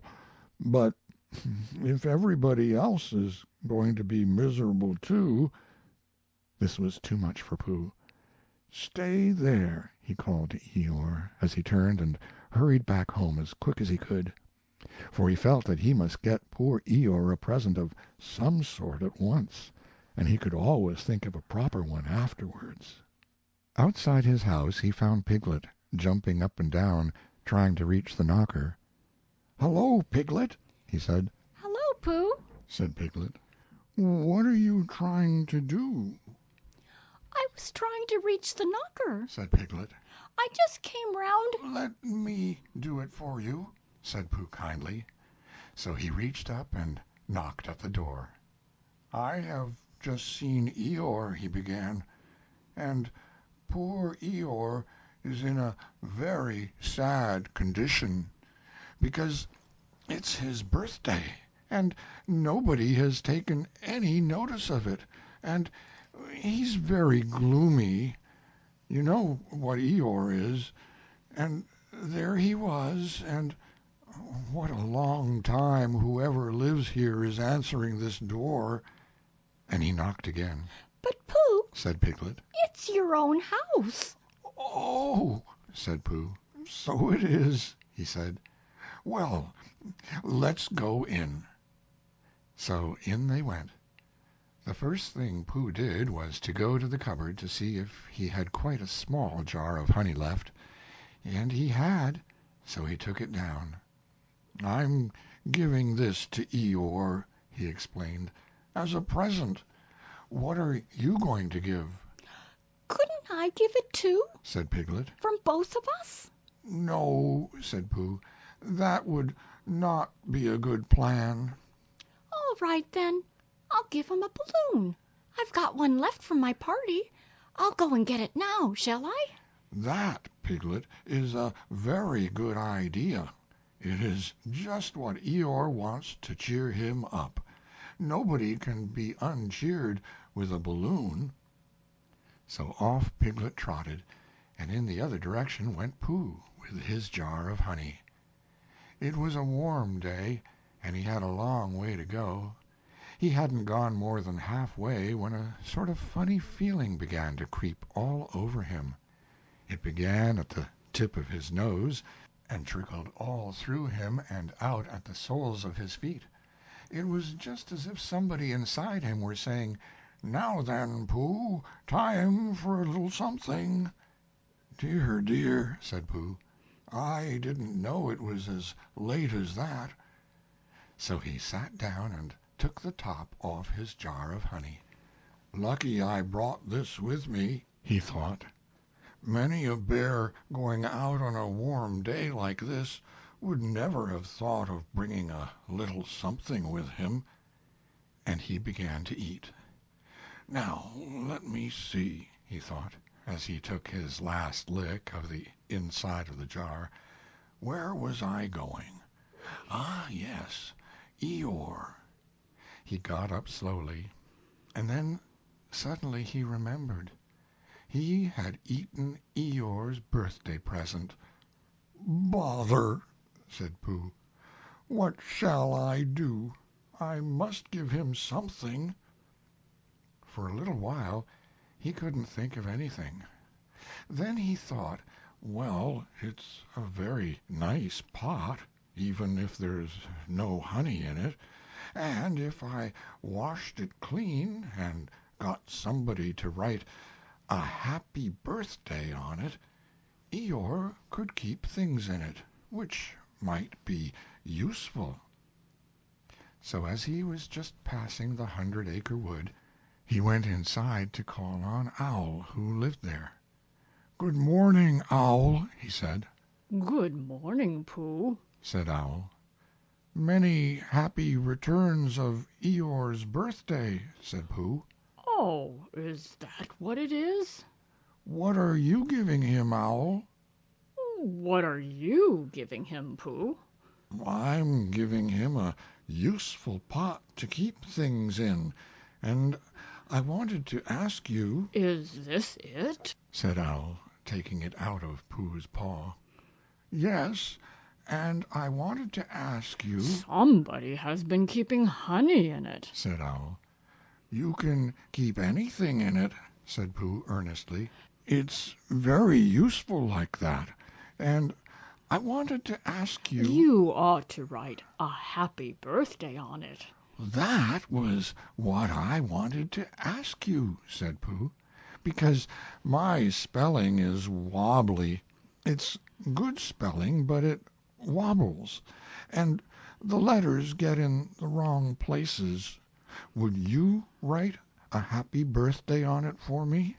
It's a nice pot, said Owl, looking at it all around. Couldn't I give it too, from both of us? No, said Pooh. That would not be a good plan. Now, I'll just wash it first, and then you can write on it. Well, he washed the pot out and dried it, while Owl licked the end of his pencil and wondered how to spell birthday. Can you read, Pooh? He asked a little anxiously. There's a notice about knocking and ringing outside my door, which Christopher Robin wrote. Could you read it? Christopher Robin told me what it said, and then I could. Well, I'll tell you what this says, and then you'll be able to. So Owl wrote, and this is what he wrote.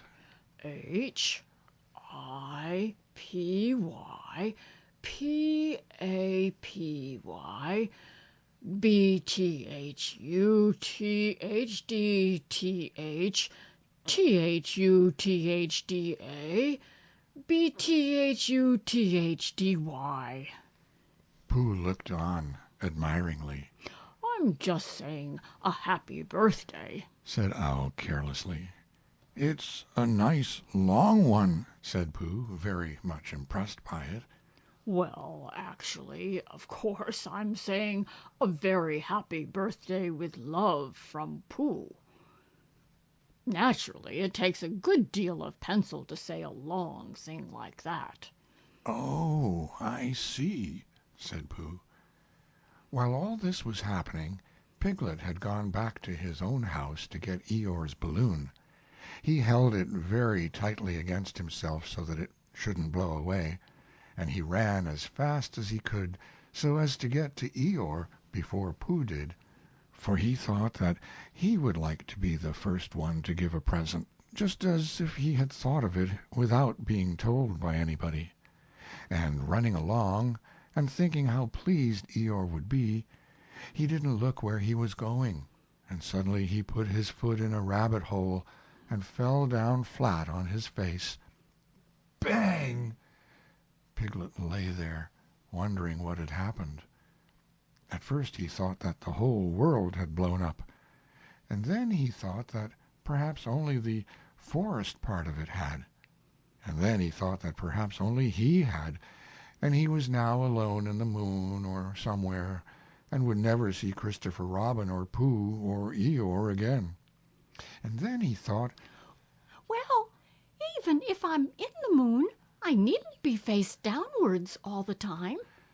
So he got cautiously up and looked about him. He was still in the forest. Well, that's funny, He thought. I wonder what that bang was. I couldn't have made such a noise just falling down. And where's my balloon? And what's that small piece of damp rag doing? It was the balloon, Oh, dear, said Piglet. oh, dear, oh, dearie, dearie, dear. Well, it's too late now. I can't go back, and I haven't another balloon, and perhaps Eeyore doesn't like balloons so very much. So he trotted on, rather sadly now, and down he came to the side of the stream where Eeyore was, and called out to him. Good morning, Eeyore, Shouted Piglet. Good morning, little Piglet, said Eeyore. If it is a good morning, he said. Which I doubt, said he. Not that it matters, he said. Many happy returns of the day, Said Piglet, having now got closer. Eeyore stopped looking at himself in the stream and turned to stare at Piglet. Just say that again, he said. Wait a moment." Balancing on 3 legs, he began to bring his 4th leg very cautiously up to his ear. "I did this yesterday," he explained, as he fell down for the 3rd time. "It's quite easy. It's so as I can hear better. There, that's done it. Now then, what were you saying?" He pushed his ear forward with his hoof. "Many happy returns of the day," said Piglet again. "Meaning me? "Of course, Eeyore." My birthday? "Yes." Me having a real birthday?" "Yes, Eeyore, and I've brought you a present." Eeyore took down his right hoof from his right ear, turned round, and with great difficulty put up his left hoof. "I must have that in the other ear," he said. "Now then." "A present." said Piglet very loudly. "Meaning me again? "Yes." My birthday still? "Of course, Eeyore." Me going on having a real birthday?" "Yes, Eeyore, and I brought you a balloon." "Balloon," said Eeyore. "You did say balloon. One of those big colored things you blow up. Gaiety, song and dance. Here we are and there we are." "Yes, but I'm very sorry, Eeyore, but when I was running along to bring it to you, I fell down." "Dear, dear, how unlucky. You ran too fast, I expect. You didn't hurt yourself, little Piglet?" "No, but oh, Eeyore, I burst the balloon." There was a long silence. "My balloon?" said Eeyore at last. Piglet nodded. "My birthday balloon?" "Yes, Eeyore." said Piglet, sniffing a little. "Here it is, with many happy returns of the day." And he gave Eeyore the small piece of damp rag. "Is this it?" said Eeyore, a little surprised. Piglet nodded. "My present?" Piglet nodded again. "The balloon?" "Yes." "Thank you, Piglet," said Eeyore. "You don't mind my asking," he went on, "but what color was this balloon when it was a balloon?" "Red." "I just wondered. Red," he murmured to himself. "My favorite color. How big was it?" "About as big as me." "I just wondered. About as big as Piglet," he said to himself sadly. "My favorite size. Well, well." Piglet felt very miserable, and didn't know what to say. He was still opening his mouth to begin something, and then deciding that it wasn't any good saying that, when he heard a shout from the other side of the river, and there was Pooh. "Many happy returns of the day," called out Pooh, forgetting that he had said it already. "Thank you, Pooh, I'm having them," said Eeyore gloomily. "I've brought you a little present," said Pooh excitedly. "I've had it," said Eeyore. Pooh had now splashed across the stream to Eeyore, and Piglet was sitting a little way off, his head in his paws, snuffling to himself. "It's a useful pot," said Pooh. "Here it is, and it's got 'A very happy birthday with love from Pooh' written on it. That's what all that writing is, and it's for putting things in. There." When Eeyore saw the pot he became quite excited. "Why," he said, "I believe my balloon will just go into that pot." "Oh, no, Eeyore," said Pooh. "Balloons are much too big to go into pots. What you do with a balloon is you hold the balloon—" "Not mine," said Eeyore proudly. "Look, Piglet." And as Piglet looked sorrowfully round, Eeyore picked the balloon up with his teeth and placed it carefully in the pot. picked it out and put it on the ground, and then picked it up again and put it carefully back. "So it does," said Pooh. "It goes in," So it does. said Piglet. And it comes out. "Doesn't it?" said Eeyore. "It goes in and out like anything." "I'm very glad," said Pooh happily, "that I thought of giving you a useful pot to put things in," I'm very glad said Piglet happily. that I thought of giving you something to put in a useful pot. But Eeyore wasn't listening. He was taking the balloon out and putting it back again, as happy as could be. And I didn't give him anything? Asked Christopher Robin sadly. "Of course you did," I said. "You gave him, don't you remember, a little... I gave him a box of paints to paint things with. That was it." Why didn't I give it to him in the morning? "You were so busy getting his party ready for him. He had a cake with icing on the top, and 3 candles, and his name in pink sugar, and—" Yes, I remember," said Christopher Robin. End of Chapter 6. Chapter 7, in which Kanga and Baby Roo come to the forest and Piglet has a bath. Nobody seemed to know where they came from, but there they were in the forest, Kanga and Baby Roo. When Pooh asked Christopher Robin, "How did they come here?" Christopher Robin said, In the usual way, if you know what I mean, Pooh. And Pooh, who didn't, said, "Oh." Then he nodded his head twice and said, "In the usual way? Ah." Then he went to call upon his friend Piglet to see what he thought about it, and at Piglet's house he found Rabbit, so they all talked about it together. What I don't like about it is this. Said Rabbit. Here are we, you, Pooh, and you, Piglet, and me, and suddenly... "And Eeyore," said Pooh. And Eeyore, and then suddenly... "And Owl," said Pooh. And Owl, and then all of a sudden... "Oh, and Eeyore," said Pooh. I was forgetting him."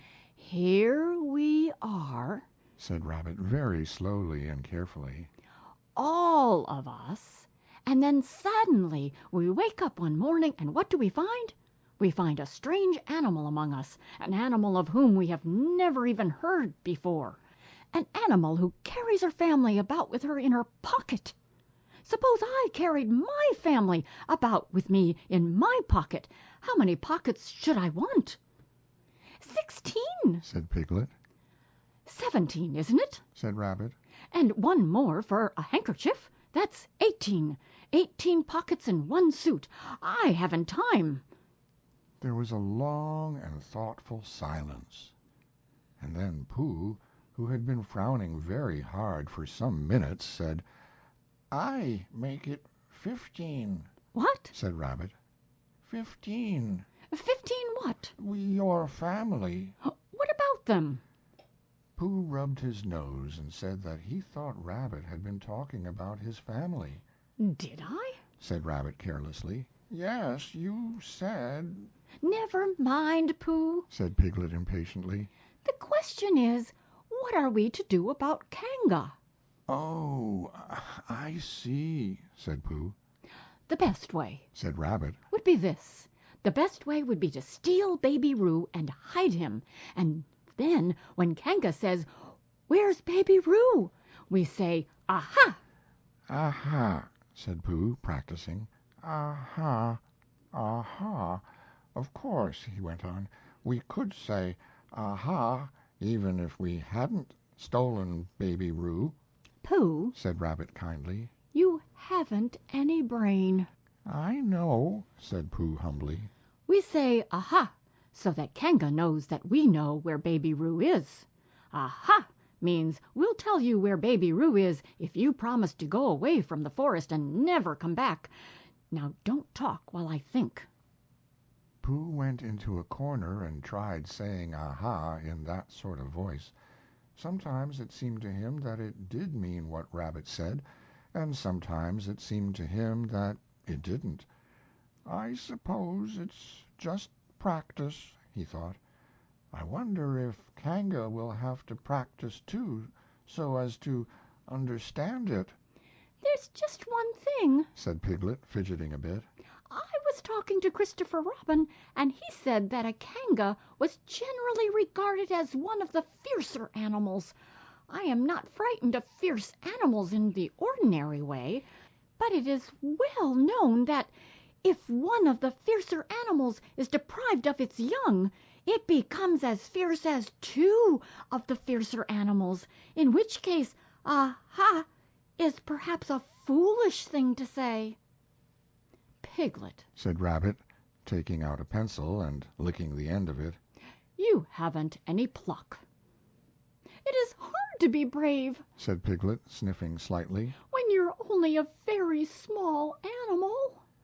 Rabbit, who had begun to write very busily, looked up and said, It is because you are a very small animal that you will be useful in the adventure before us. Piglet was so excited at the idea of being useful that he forgot to be frightened any more, and when Rabbit went on to say that Kangas were only fierce during the winter months, being at other times of an affectionate disposition, he could hardly sit still, he was so eager to begin being useful at once. "What about me?" said Pooh sadly. "I suppose I shan't be useful." Never mind, Pooh. said Piglet comfortingly. Another time, perhaps. Without Pooh, said Rabbit solemnly as he sharpened his pencil. The adventure would be impossible. Oh, said Piglet, and tried not to look disappointed. But Pooh went into a corner of the room and said proudly to himself, "Impossible without me, that sort of bear." Now listen, all of you, said Rabbit when he had finished writing, and Pooh and Piglet sat listening very eagerly with their mouths open. This was what Rabbit read out. Plan to capture Baby Roo. 1. General remarks. Kanga runs faster than any of us, even me. 2. More general remarks. Kanga never takes her eye off Baby Roo except when he's safely buttoned up in her pocket. 3. Therefore, if we are to capture Baby Roo, we must get a long start, because Kanga runs faster than any of us, even me. C1. 4. A thought. If Roo had jumped out of Kanga's pocket and Piglet had jumped in, Kanga wouldn't know the difference, because Piglet is a very small animal. 5. Like Roo. 6. But Kanga would have to be looking the other way first so as not to see Piglet jumping in. 7. C2. 8. Another thought. But if Pooh was talking to her very excitedly, she might look the other way for a moment. 9. And then I could run away with Roo. 10. Quickly. 11. And Kanga wouldn't discover the difference until afterwards. Well, Rabbit read this out proudly, and for a little while, after he had read it, nobody said anything, and then Piglet, who had been opening and shutting his mouth without making any noise, managed to say very huskily, and afterwards? How do you mean? When Kanga does discover the difference. Then we all say, Aha! All three of us? Yes. Oh! Why, what's the trouble, Piglet? Nothing. said Piglet. As long as we all three say it. As long as we all three say it. said Piglet. I don't mind, he said. but I shouldn't care to say aha by myself. It wouldn't sound nearly so well. By the way, he said.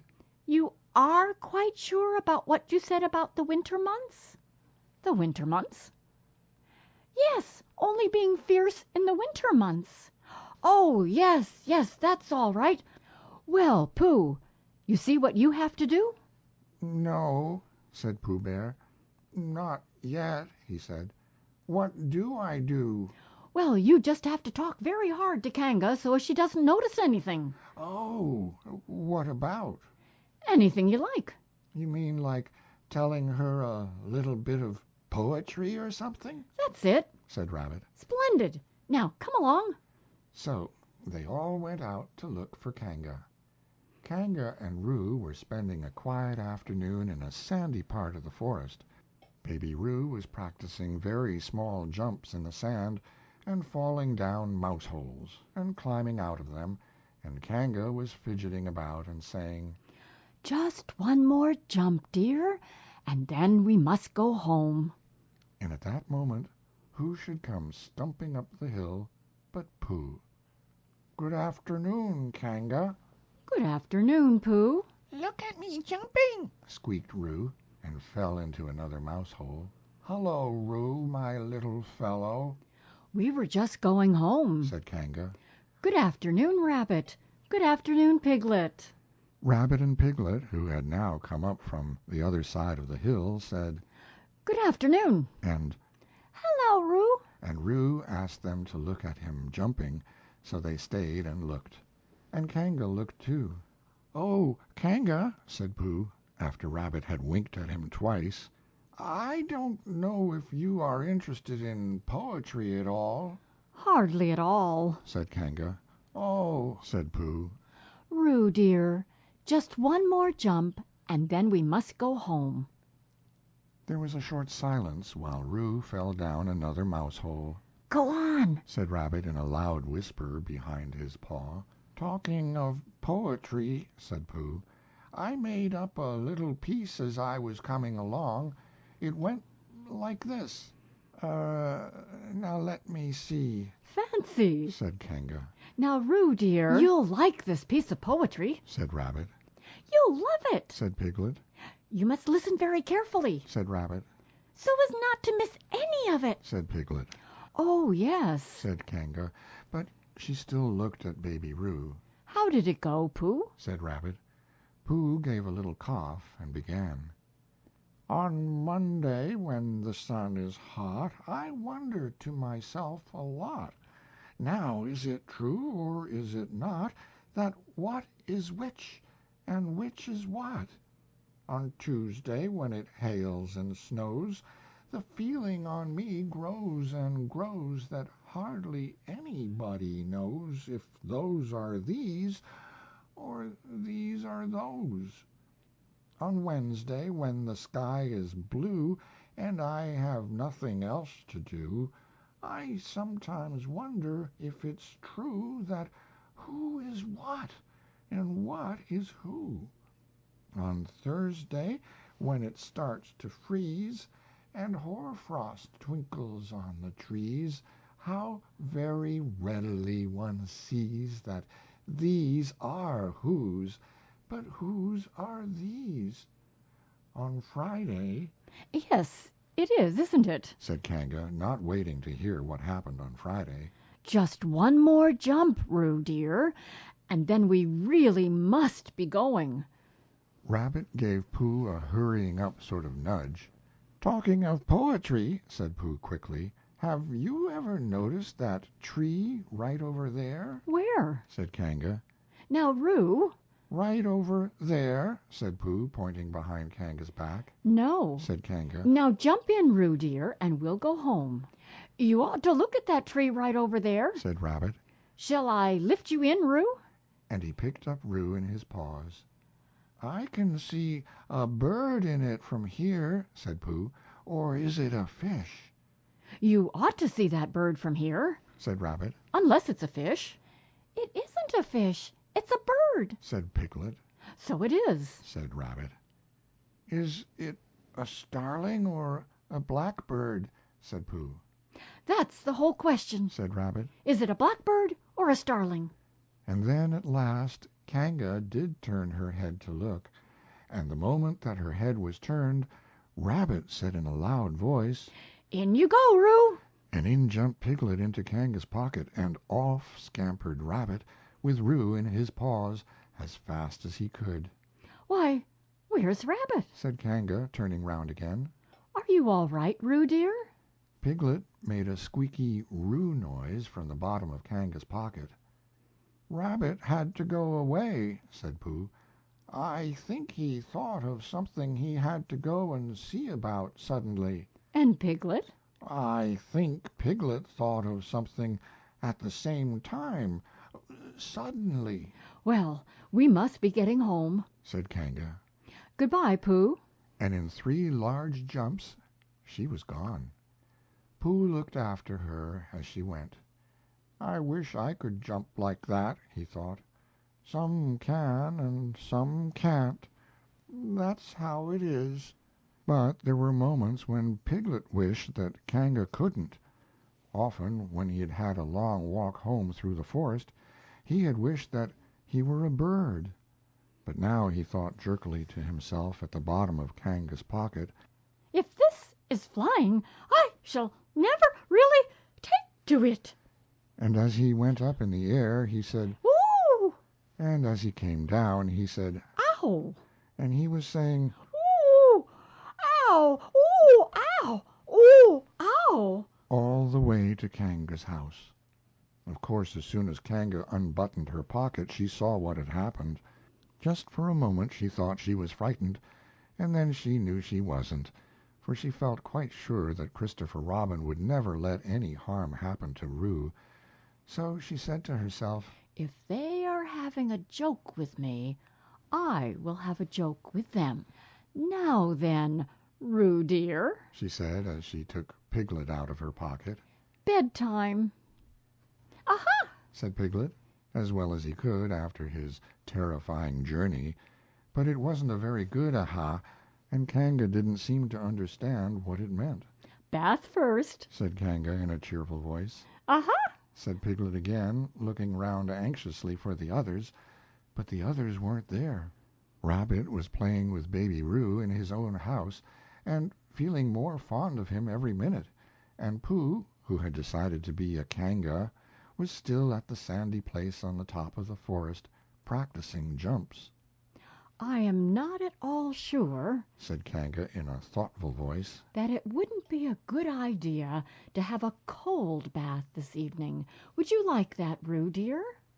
Piglet, who had never been really fond of baths, shuddered a long, indignant shudder, and said in as brave a voice as he could, Kanga, I see the time has come to speak plainly. Funny little Roo. said Kanga as she got the bath water ready. I am not Roo. Said Piglet loudly. I am Piglet. Yes, dear, yes. Said Kanga soothingly. And imitating Piglet's voice, too. So clever of him. She went on as she took a large bar of yellow soap out of the cupboard. What will he be doing next? Can't you see? Shouted Piglet. Haven't you got eyes? Look at me. I am looking, Roo dear. Said Kanga rather severely. And you know what I told you yesterday about making faces. If you go on making faces like Piglet's, you will grow up to look like Piglet. And then think how sorry you will be. Now then, into the bath, and don't let me have to speak to you about it again. Before he knew where he was, Piglet was in the bath, and Kanga was scrubbing him firmly with a large, lathery flannel. Ow! Cried Piglet. Let me out. I'm Piglet. Don't open your mouth, dear, or the soap goes in. Said Kanga. There, what did I tell you? You did it on purpose. Spluttered Piglet as soon as he could speak again, and then, accidentally, had another mouthful of lathery flannel. That's right, dear, don't say anything. Said Kanga, and in another minute Piglet was out of the bath and being rubbed dry with a towel. Now, Said Kanga. there's your medicine, and then bed. What medicine? Said Piglet. To make you grow big and strong, dear. You don't want to grow up small and weak like Piglet, do you? Well, then. At that moment there was a knock at the door. Come in. Said Kanga, and in came Christopher Robin. Christopher Robin! Christopher Robin! Cried Piglet. Tell Kanga who I am. She keeps saying I'm Roo. I'm not Roo, am I? Christopher Robin looked at him very carefully and shook his head. You can't be Roo, He said, because I've just seen Roo playing in Rabbit's house. Well, said Kanga. Fancy that! Fancy my making a mistake like that. There you are, said Piglet. I told you so. I'm Piglet. Christopher Robin shook his head again. Oh, you're not Piglet, he said. I know Piglet well, and he's quite a different color. Piglet began to say that this was because he had just had a bath, and then he thought that perhaps he wouldn't say that.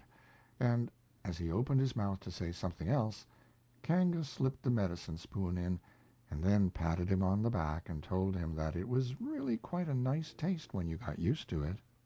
I knew it wasn't Piglet, said Kanga. I wonder who it can be. Perhaps it's some relation of Pooh's, said Christopher Robin. What about a nephew or an uncle or something? Kanga agreed that this was probably what it was, and said that they would have to call it by some name. I shall call it Pootle, said Christopher Robin. Henry Pootle for short. And just when it was decided, Henry Pootle wriggled out of Kanga's arms and jumped to the ground. To his great joy, Christopher Robin had left the door open. Never had Henry Pootle Piglet run so fast as he ran then, and he didn't stop running until he had got quite close to his house. But when he was 100 yards away he stopped running and rolled the rest of the way home, so as to get his own nice, comfortable color again. So Kanga and Roo stayed in the forest, and every Tuesday Roo spent the day with his great friend Rabbit, and every Tuesday Kanga spent the day with her great friend Pooh, teaching him to jump, and every Tuesday Piglet spent the day with his great friend Christopher Robin. So they were all happy again. End of Chapter 7. Chapter 8, in which Christopher Robin leads an expedition to the North Pole. One fine day Pooh had stumped up to the top of the forest to see if his friend Christopher Robin was interested in bears at all. At breakfast that morning, a simple meal of marmalade spread lightly over a honeycomb or two, he had suddenly thought of a new song. It began like this: "Sing ho, for the life of a bear." When he had got as far as this, he stretched his head and thought to himself, "That's a very good start for a song, but what about the second line?" He tried singing "ho" 2 or 3 times, but it didn't seem to help. "Perhaps it would be better," he thought, "if I sang high for the life of the bear." So he sang it, but it wasn't. "Very well, then," he said, "I shall sing that first line twice, and perhaps if I sing it very quickly I shall find myself singing the third and fourth lines before I have time to think of them, and that will be a good song. Now then, sing ho for the life of a bear, sing ho for the life of a bear. I don't much mind if it rains or snows, 'cause I've got a lot of honey on my nice new nose. I don't much care if it snows or thaws, 'cause I've got a lot of honey on my nice clean paws. Sing ho for a bear, sing ho for a Pooh, and I'll have a little something in an hour or two." He was so pleased with this song that he sang it all the way to the top of the forest. "And if I go on singing it much longer," he thought, "it will be time for the little something, and then the last line won't be true." So he turned it into a hum instead. Christopher Robin was sitting outside his door, putting on his big boots. As soon as he saw the big boots, Pooh knew that an adventure was going to happen, and he brushed the honey off his nose with the back of his paw, and spruced himself up as well as he could, so as to look ready for anything. "Good morning, Christopher Robin," he called out. Hello, Pooh Bear. I can't get this boot on. That's bad, said Pooh. Do you think you could very kindly lean against me? 'Cause I keep pulling so hard that I fall over backwards. Pooh sat down, dug his feet into the ground, and pushed hard against Christopher Robin's back, and Christopher Robin pushed hard against his, and pulled at his boot until he had got it on. "And that's that," said Pooh. "What do we do next?" We are all going on an expedition, said Christopher Robin as he got up and brushed himself. Thank you, Pooh. "Going on an expedition?" said Pooh eagerly. "I don't think I've ever been on one of those. Where are we going to on this expedition?"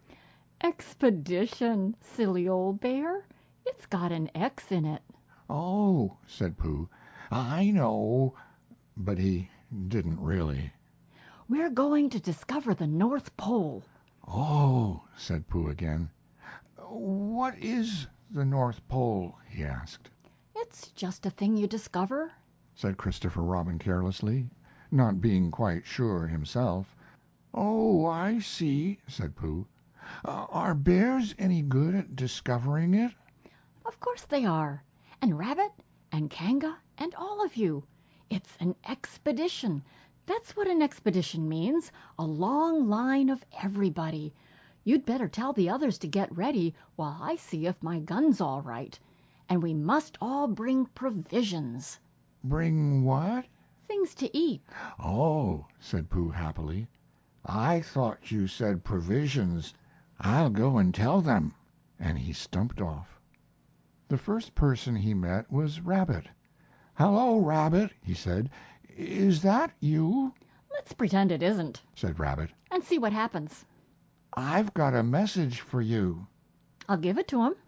We're all going on an expedition with Christopher Robin. What is it when we're on it? A sort of boat, I think," said Pooh. Oh, that sort. "Yes, and we're going to discover a pole or something, or was it a mole? Anyhow, we're going to discover it." We are we? said Rabbit. "Yes, and we've got to bring things to eat with us, in case we want to eat them. Now I'm going down to Piglet's. Tell Kanga, will you?" He left Rabbit and hurried down to Piglet's house. The piglet was sitting on the ground at the door of his house, blowing happily at a dandelion and wondering whether it would be this year, next year, sometime, or never.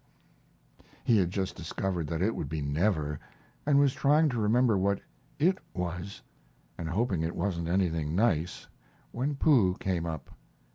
"Oh, Piglet," said Pooh excitedly, "we're going on an expedition, all of us, with things to eat, to discover something." To discover what? said Piglet anxiously. "Oh, just something. Nothing fierce? Christopher Robin didn't say anything about fierce. He just said it had necks." It isn't their necks I mind. said Piglet earnestly. It's their teeth. But if Christopher Robin is coming, I don't mind anything. In a little while they were all ready at the top of the forest, and the expedition started. First came Christopher Robin and Rabbit, then Piglet and Pooh, then Kanga with Roo in her pocket, and Owl, then Eeyore, and at the end, in a long line, all Rabbit's friends and relations. I didn't ask them. He explained Rabbit carelessly. They just came. They always do. They can march at the end after Eeyore. "What I say," said Eeyore, "is that it's unsettling. I didn't want to come on this what Pooh said. I only came to oblige, but here I am, and if I am the end of the what we're talking about, then let me be the end. But if Every time I want to sit down for a little rest I have to brush away half a dozen of Rabbit's smaller friends and relations first. Then this isn't an whatever it is at all. It's simply a confused noise. That's what I say." "I see what Eeyore means," said Owl. "if you ask me." "I'm not asking anybody," said Eeyore. "I'm just telling everybody. We can look for the North Pole, or we can play Here We Go Gathering Nuts and May with the end part of an ant's nest. It's all the same to me." There was a shout from the top of the line. Come on! Called Christopher Robin. "Come on!" Come on! Called Pooh and Piglet. "Come on!" Called Owl. "We're starting," said Rabbit. "I must go." And he hurried off to the front of the Expotition with Christopher Robin. "All right," said Eeyore. "We're going. Only don't blame me." So off they all went to discover the pole. And as they walked they chattered to each other of this and that, all except Pooh, who was making up a song. "This is the first verse," he said to Piglet, when he was ready with it. First verse of what? "My song." What song? "Well, this one." Which one? "Well, if you listen, Piglet, you'll hear it." How do you know I'm not listening?" Pooh couldn't answer that one, so he began to sing. "They all went off to discover the pole, Owl and Piglet and Rabbit and all. It's a thing you discover, as I've been told, by Owl and Piglet and Rabbit and all. Eeyore, Christopher, Robin, and Pooh, and Rabbit's relations all went too, and where the pole was none of them knew. Sing hey for Owl and Rabbit and all." "Hush!" said Christopher Robin, turning round to Pooh. "We're just coming to a dangerous place." "Hush!" said Pooh, turning round quickly to Piglet. "Hush!" said Piglet to Kanga. "Hush!" said Kanga to Owl, while Roo said "Hush!" several times to himself very quietly. "Hush!" said Owl to Eeyore. "Hush!" said Eeyore in a terrible voice to all Rabbit's friends and relations, and "Hush!" they said hastily to each other all down the line, until it got to the last one of all, and the last and smallest friend and relation was so upset to find that the whole Expotition was saying "Hush!" to him that he buried himself head downwards in a crack in the ground, and stayed there for 2 days until the danger was over, and then went home in a great hurry and lived quietly with his aunt ever afterwards. His name was Alexander Beetle. They had come to a stream which twisted and tumbled between high rocky banks, and Christopher Robin saw at once how dangerous it was. "It's just the place," he explained, "for an ambush." "What sort of bush?" whispered Pooh to Piglet. "A gorse bush?" "My dear Pooh," said Owl in his superior way. "don't you know what an ambush is?" "Owl," said Piglet, looking round at him severely. "Pooh's whisper was a perfectly private whisper, and there was no need—" "An ambush," said Owl, "is a sort of surprise." "So is a gorse bush sometimes," said Pooh. "An ambush, as I was about to explain to Pooh," said Piglet. "is a sort of surprise." "If people jump out at you suddenly, that's an ambush," said Owl. "It's an ambush, Pooh, when people jump at you suddenly," explained Piglet. Pooh, who now knew what an ambush was, said that a gorse bush had sprung at him suddenly one day when he fell off a tree, and he had taken 6 days to get all the prickles out of himself. "We are not talking about gorse bushes," said Owl a little crossly. "I am," said Pooh. They were climbing very cautiously up the stream now, going from rock to rock, and after they had gone a little way they came to a place where the banks widened out at each side, so that on each side of the water there was a level strip of grass on which they could sit down and rest. As soon as he saw this, Christopher Robin called, Halt! and they all sat down and rested. I think, said Christopher Robin, that we ought to eat all our provisions now, so that we shan't have so much to carry. Eat all our what? said Pooh. All that we've brought, said Piglet, getting to work. That's a good idea, said Pooh, and he got to work too. Have you all got something? asked Christopher Robin with his mouth full. All except me, said Eeyore, as usual. He looked around at them in his melancholy way. I suppose none of you are sitting on a thistle by any chance? I believe I am, said Pooh. Ow! He got up and looked behind him. Yes, I was. I thought so. Thank you, Pooh. If you've quite finished with it. He moved across to Pooh's place and began to eat. It don't do them any good, you know, sitting on them, he went on, as he looked up munching. Takes all the life out of them. Remember that another time, all of you. A little consideration, a little thought for others makes all the difference. As soon as he had finished his lunch, Christopher Robin whispered to Rabbit, and Rabbit said, Yes, yes, of course. And they walked a little way up the stream together. I didn't want the others to hear, said Christopher Robin. Quite so, said Rabbit, looking important. I wondered, it's only... Rabbit, I suppose you don't know. What does the North Pole look like? Well, said Rabbit, stroking his whiskers. Now you're asking me. I did know once, only I've sort of forgotten, said Christopher Robin carelessly. It's a funny thing, said Rabbit. But I've sort of forgotten too, although I did know once. I suppose it's just a pole stuck in the ground?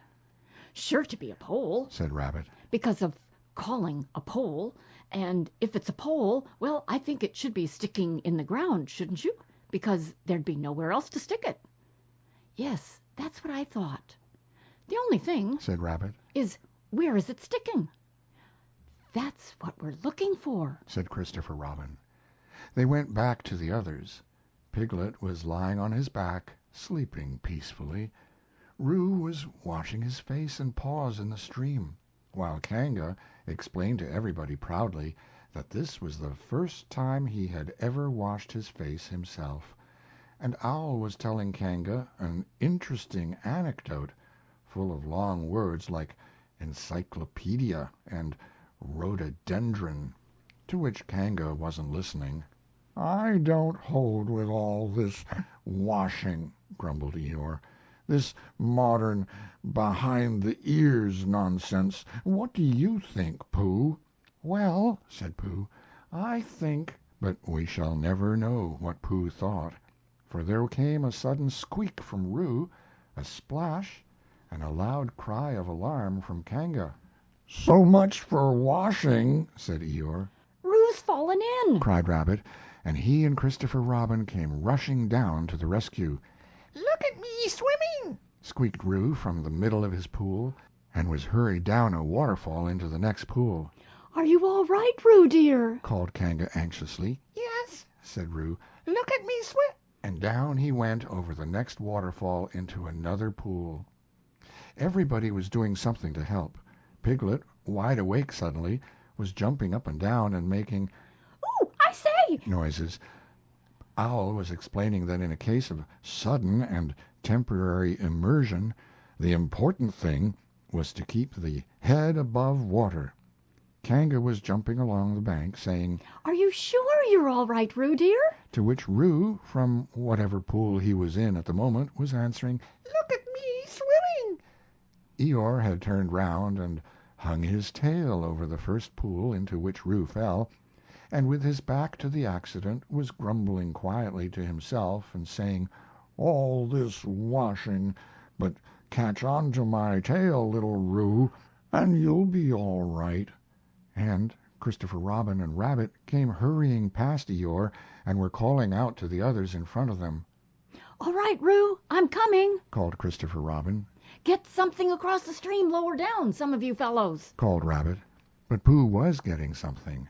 2 pools below Roo he was standing with a long pole in his paws, and Kanga came up and took one end of it, and between them they held it across the lower part of the pool, and Roo, still bubbling proudly, Look at me swimming. drifted up against it and climbed out. Did you see me swimming? Squeaked Roo excitedly, while Kanga scolded him and rubbed him down. Pooh, did you see me swimming? That's called swimming. What I was doing. Rabbit, did you see what I was doing? Swimming. Hello, Piglet. I say, Piglet, what do you think I was doing? Swimming. Christopher Robin, did you see me? But Christopher Robin wasn't listening. He was looking at Pooh. "Pooh, He said. where did you find that pole?" Pooh looked at the pole in his hands. "I just found it," he said. "I thought it ought to be useful. I just picked it up." "Pooh, Said Christopher Robin solemnly. the expedition is over. You have found the North Pole." "Oh," Said Pooh.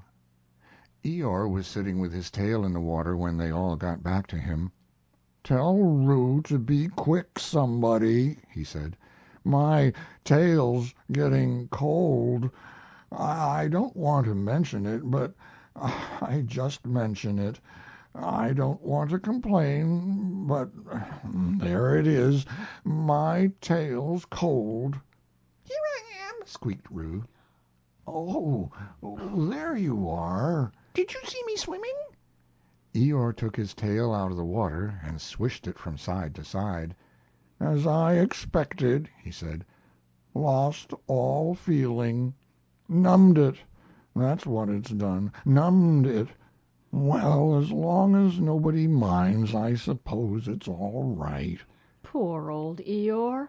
I'll dry it for you," Said Christopher Robin, and he took out his handkerchief and rubbed it up. "Thank you, Christopher Robin. You're the only one who seems to understand about tails. They don't think. That's what's the matter with some of these others. They've no imagination. A tail isn't a tail to them. It's just a little bit extra at the back." "Never mind, Eeyore." Said Christopher Robin, rubbing his hardest. "Is that better?" "It's feeling more like a tail, perhaps. It belongs again, if you know what I mean." "Hello, Eeyore," said Pooh, coming up to them with his pole. "Hello, Pooh. Thank you for asking, but I shall be able to use it again in a day or two." "Use what?" said Pooh. "What we are talking about." "I wasn't talking about anything," said Pooh, looking puzzled. "My mistake again. I thought you were saying how sorry you were about my tail being all numb, and could you do anything to help?" "No," said Pooh. "That wasn't me," he said. He thought for a little, and then suggested helpfully, "Perhaps it was somebody else." "Well, thank him for me when you see him." Pooh looked anxiously at Christopher Robin. "Pooh's found the North Pole," Said Christopher Robin. "Isn't that lovely?" Pooh looked modestly down. "Is that it?" Said Eeyore. "Yes." Said Christopher Robin. "Is that what we were looking for?" "Yes," said Pooh. "Oh," Said Eeyore. "well, anyhow, it didn't rain," he said.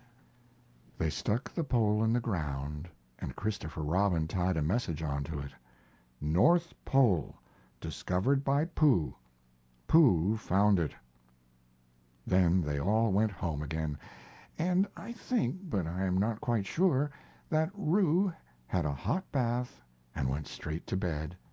But Pooh went back to his own house, and feeling very proud of what he had done, had a little something to revive himself.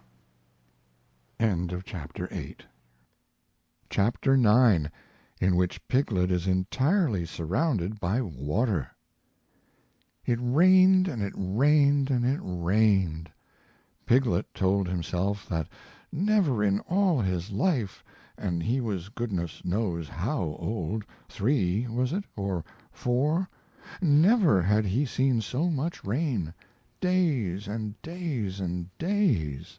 If only, He thought as he looked out of the window, I had been in Pooh's house, or Christopher Robin's house, or Rabbit's house when it began to rain, then I should have had company all this time, instead of being here all alone, with nothing to do except wonder when it will stop. and he imagined himself with Pooh saying, Did you ever see such rain, Pooh? and Pooh saying, "Isn't it awful, Piglet?" and Piglet saying, I wonder how it is over Christopher Robin's way. and Pooh saying, "Well, I should think poor old Rabbit is about flooded out by this time." It would have been jolly to talk like this, and really it wasn't much good having anything exciting like floods if you couldn't share them with somebody. For it was rather exciting. The little dry ditches in which Piglet had nosed about so often had become streams.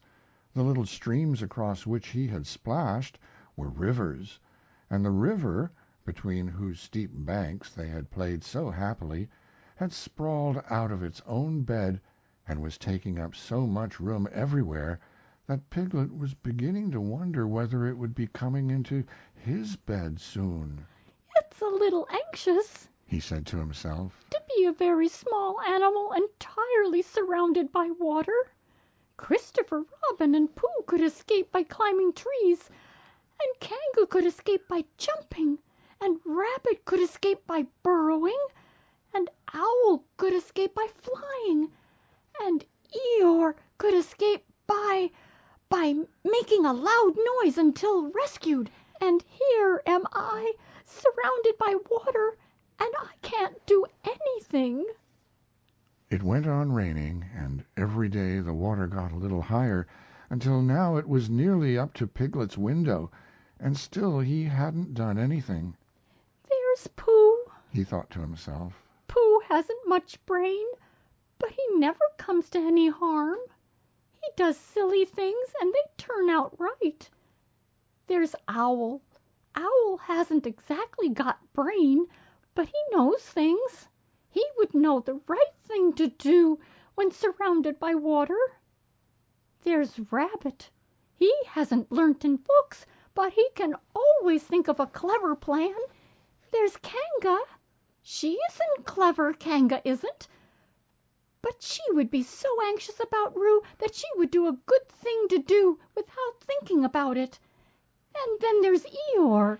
And Eeyore is so miserable anyhow that he wouldn't mind about this. But I wonder what Christopher Robin would do. Then suddenly he remembered a story which Christopher Robin had told him about a man on a desert island who had written something in a bottle and thrown it in the sea.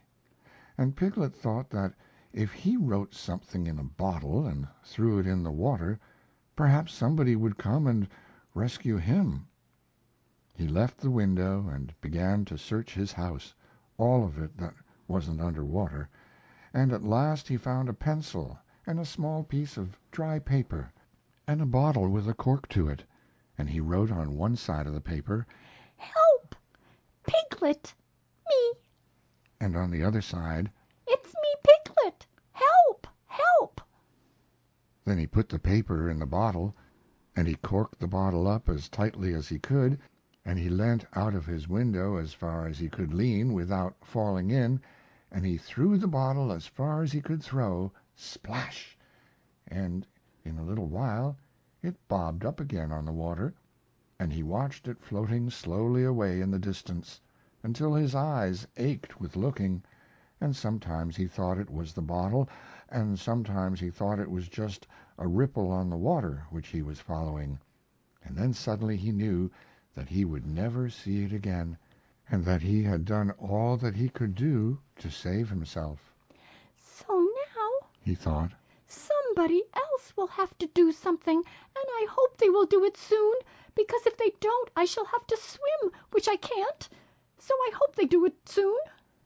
and then he gave a very long sigh and said, I wish Pooh were here. It's so much more friendly with two. When the rain began, Pooh was asleep. It rained, and it rained, and it rained, and he slept, and he slept, and he slept. He had had a tiring day. You remember how he discovered the North Pole? Well, he was so proud of this that he asked Christopher Robin if there were any other poles such as a bear of little brain might discover. There's the South Pole, Said Christopher Robin. and I expect there's an East Pole and a West Pole, though people don't like talking about them. Pooh was very excited when he heard this, and suggested that they should have an expedition to discover the East Pole, but Christopher Robin had thought of something else to do with Kanga, so Pooh went out to discover the East Pole by himself. Whether he discovered it or not I forget, but he was so tired when he got home that, in the very middle of his supper, after he had been eating for little more than half an hour, he fell fast asleep in his chair and slept and slept and slept. Then suddenly he was dreaming. He was at the East Pole, and it was a very cold pole with the coldest sort of snow and ice all over it. He had found a beehive to sleep in, but there wasn't room for his legs, so he had left them outside, and wild woozles, such as inhabit the East Pole, came and nibbled all the fur off his legs to make nests for their young, and the more they nibbled the colder his legs got, until suddenly he woke up with an "Ow!" and there he was, sitting in his chair, with his feet in the water, and water all round him. He splashed to his door and looked out.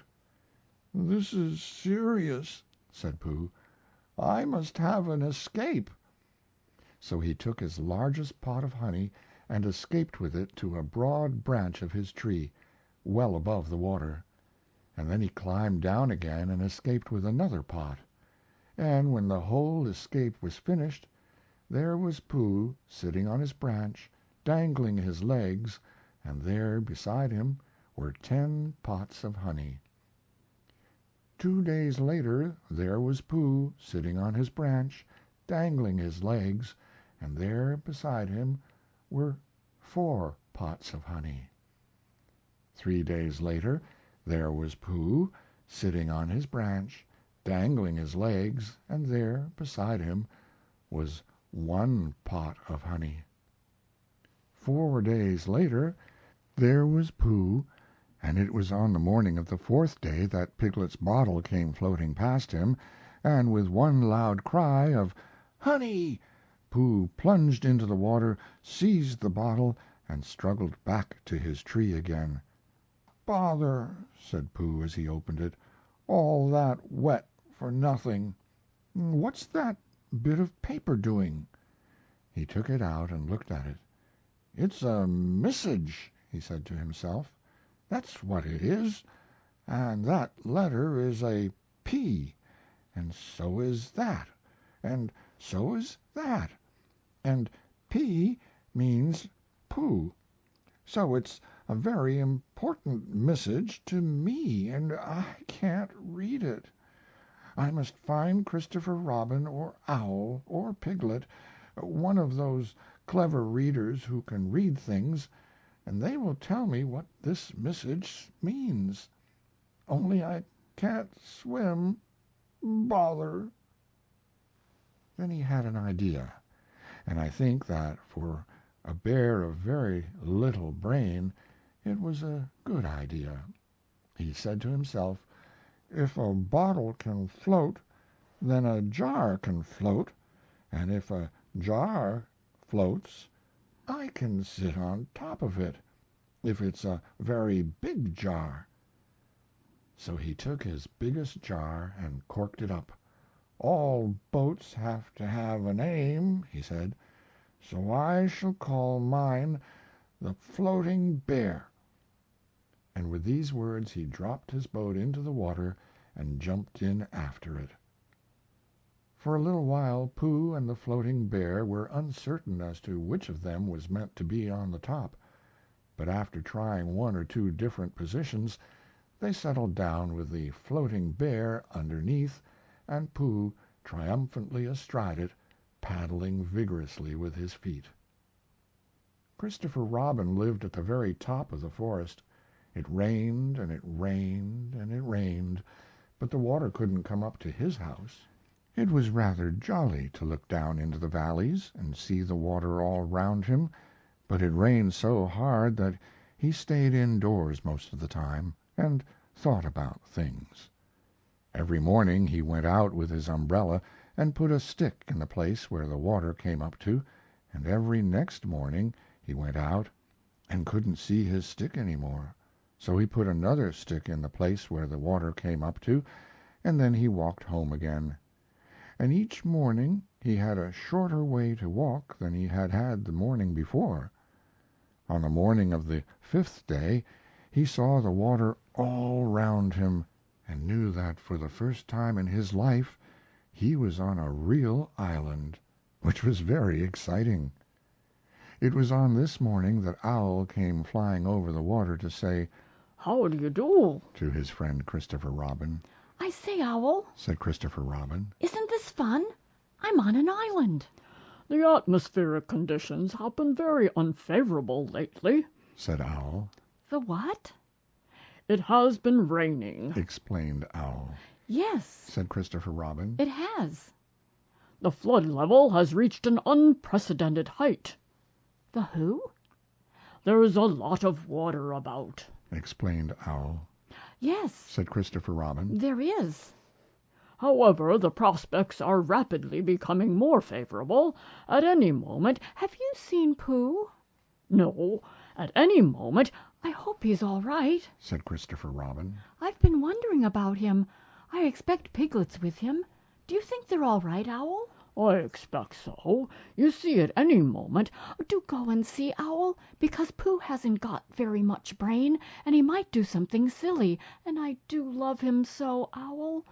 Do you see, Owl? "That's all right. Said Owl. I'll go. Back directly." And he flew off. In a little while he was back again.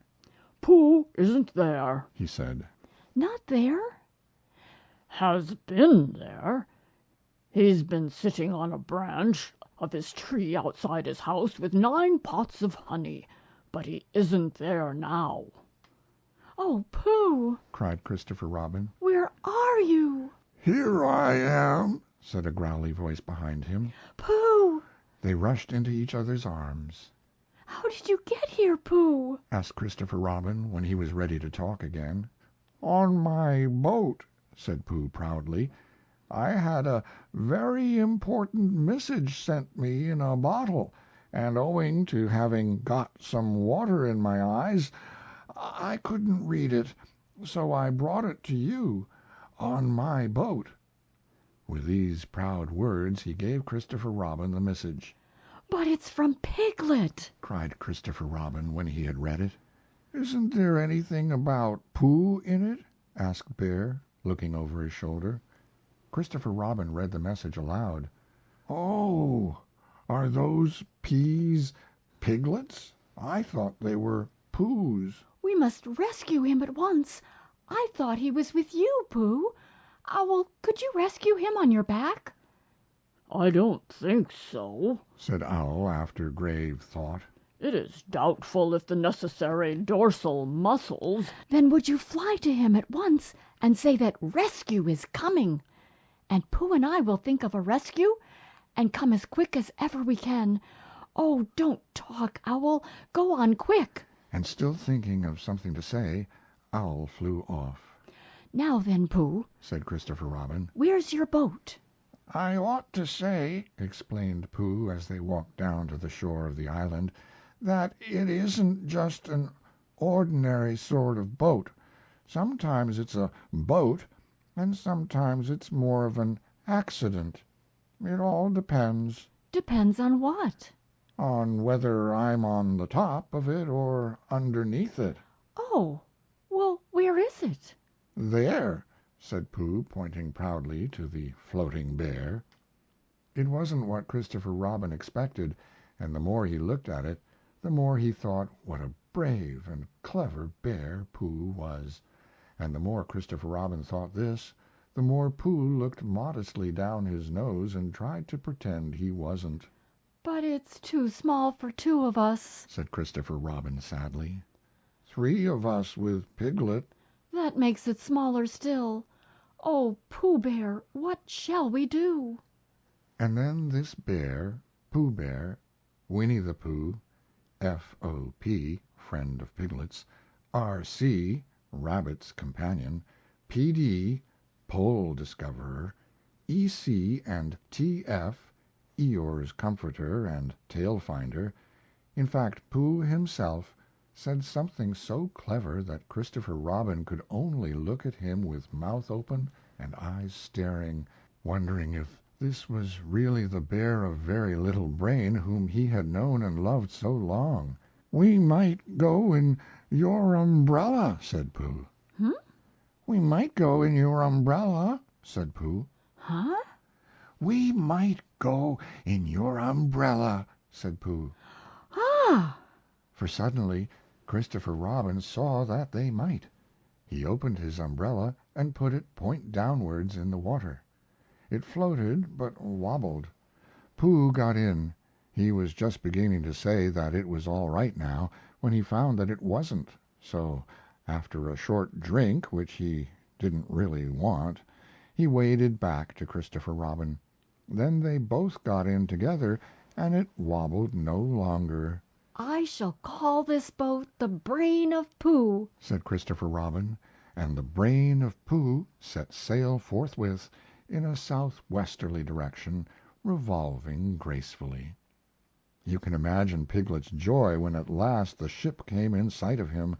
In after years he liked to think that he had been in very great danger during the terrible flood, but the only danger he had really been in was in the last half hour of his imprisonment, when Owl, who had just flown up, sat on a branch of his tree to comfort him, and told him a very long story about an ant who had once laid a seagull's egg by mistake, and the story went on, rather like this sentence, until Piglet, who was listening out of his window without much hope, went to sleep quietly and naturally, slipping slowly out of the window towards the water until he was only hanging on by his toes, at which moment, luckily, a sudden loud squawk from Owl, which was really part of the story, being what his aunt said, woke the piglet up and just gave him time to jerk himself back into safety and say, How interesting! And did she? Well, you can imagine his joy when at last he saw the good ship, the Brain of Pooh, Captain C. Robin, first mate P. Bear, coming over the sea to rescue him. Christopher Robin and Pooh again. And that is really the end of the story. And I am very tired after that last sentence. I think I shall stop there. End of Chapter 9. Chapter 10, in which Christopher Robin gives Pooh a party and we say good-bye. One day when the sun had come back over the forest, bringing with it the scent of May, and all the streams of the forest were tinkling happily to find themselves their own pretty shape again, and the little pools lay dreaming of the life they had seen and the big things they had done, and in the warmth and quiet of the forest the cuckoo was trying over his voice carefully and listening to see if he liked it, and wood-pigeons were complaining gently to themselves in their lazy, comfortable way that it was the other fellow's fault, but it didn't matter very much.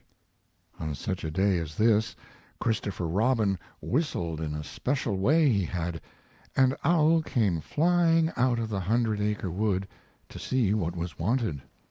Owl, Said Christopher Robin. I am going to give a party. You are you? Said Owl. And it's going to be a special sort of party because it's because of what Pooh did when he did what he did to save Piglet from the flood.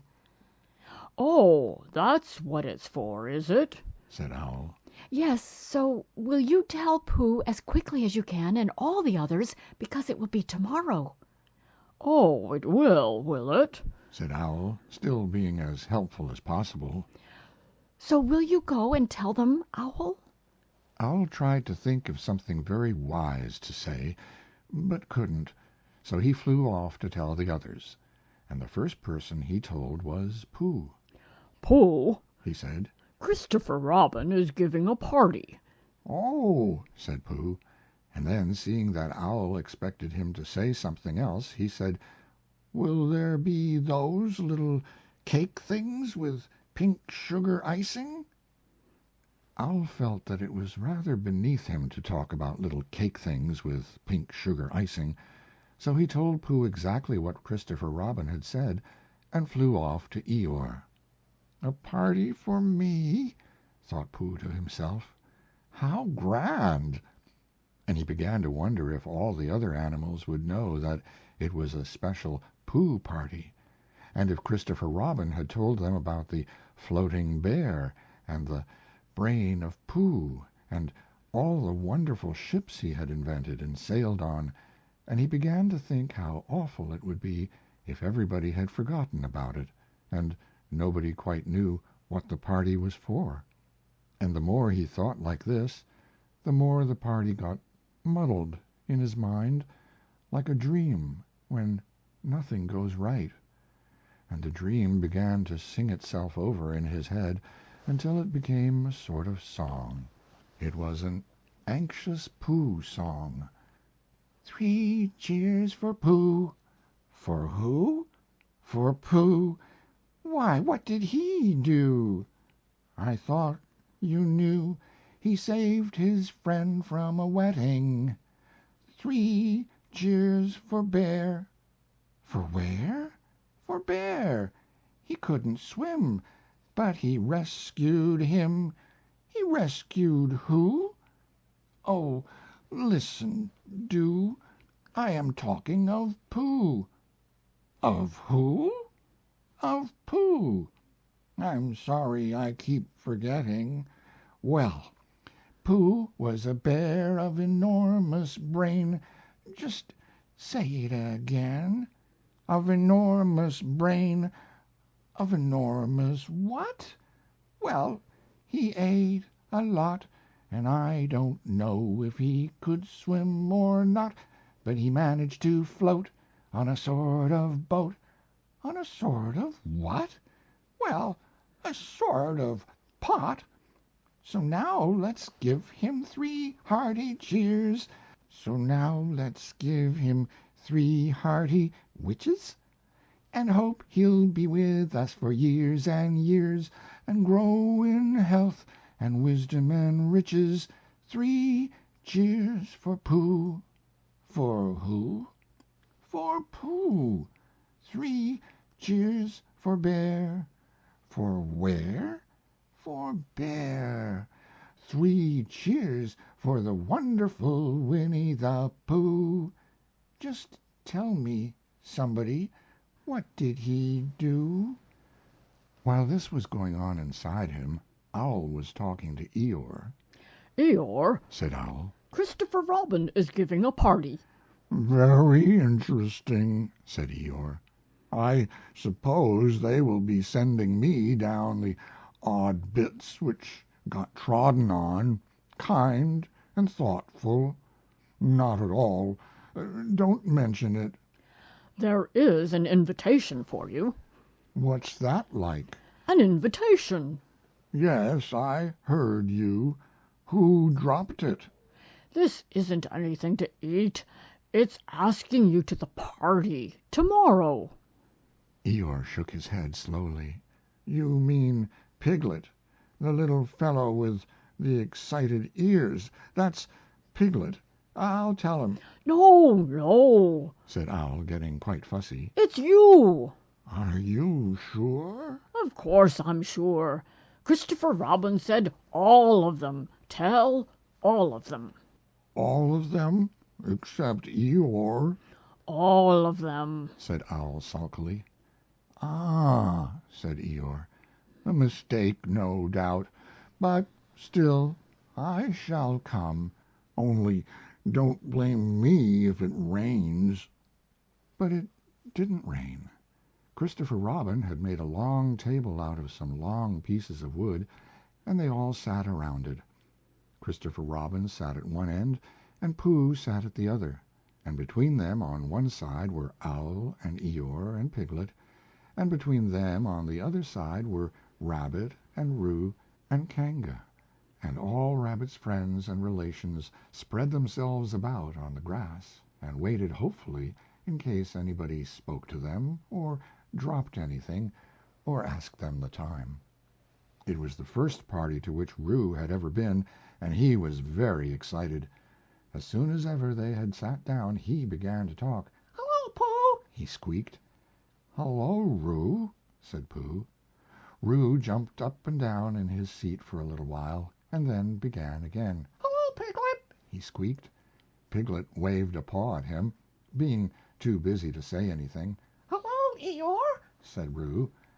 Eeyore nodded gloomily at him. It will rain soon. You see if it doesn't, he said. Roo looked to see if it didn't, and it didn't. So he said, Hello, Owl. and Owl said, Hello, my little fellow. in a kindly way, and went on telling Christopher Robin about an accident which had nearly happened to a friend of his whom Christopher Robin didn't know, and Kanga said to Roo, Drink up your milk first, dear, and talk afterwards. So Roo, who was drinking his milk, tried to say that he could do both at once, and had to be patted on the back and dried for quite a long time afterwards. When they had all nearly eaten enough, Christopher Robin banged on the table with his spoon, and everybody stopped talking and was very silent, except Roo, who was just finishing a loud attack of hiccups and trying to look as if it was one of Rabbit's relations. This party Said Christopher Robin. is a party because of what someone did, and we all know who it was, and it's his party because of what he did. And I've got a present for him, and here it is. Then he felt about a little and whispered. Where is it? While he was looking, Eeyore coughed in an impressive way and began to speak. friends, He said, including oddments, it is a great pleasure, or perhaps I had better say it has been a pleasure so far, to see you at my party. What I did was nothing. Any of you, except Rabbit and Owl and Kanga, would have done the same. Oh, and Pooh. My remarks do not, of course, apply to Piglet and Roo, because they are too small. Any of you would have done the same. But it just happened to be me. It was not, I need hardly say, with an idea of getting what Christopher Robin is looking for now.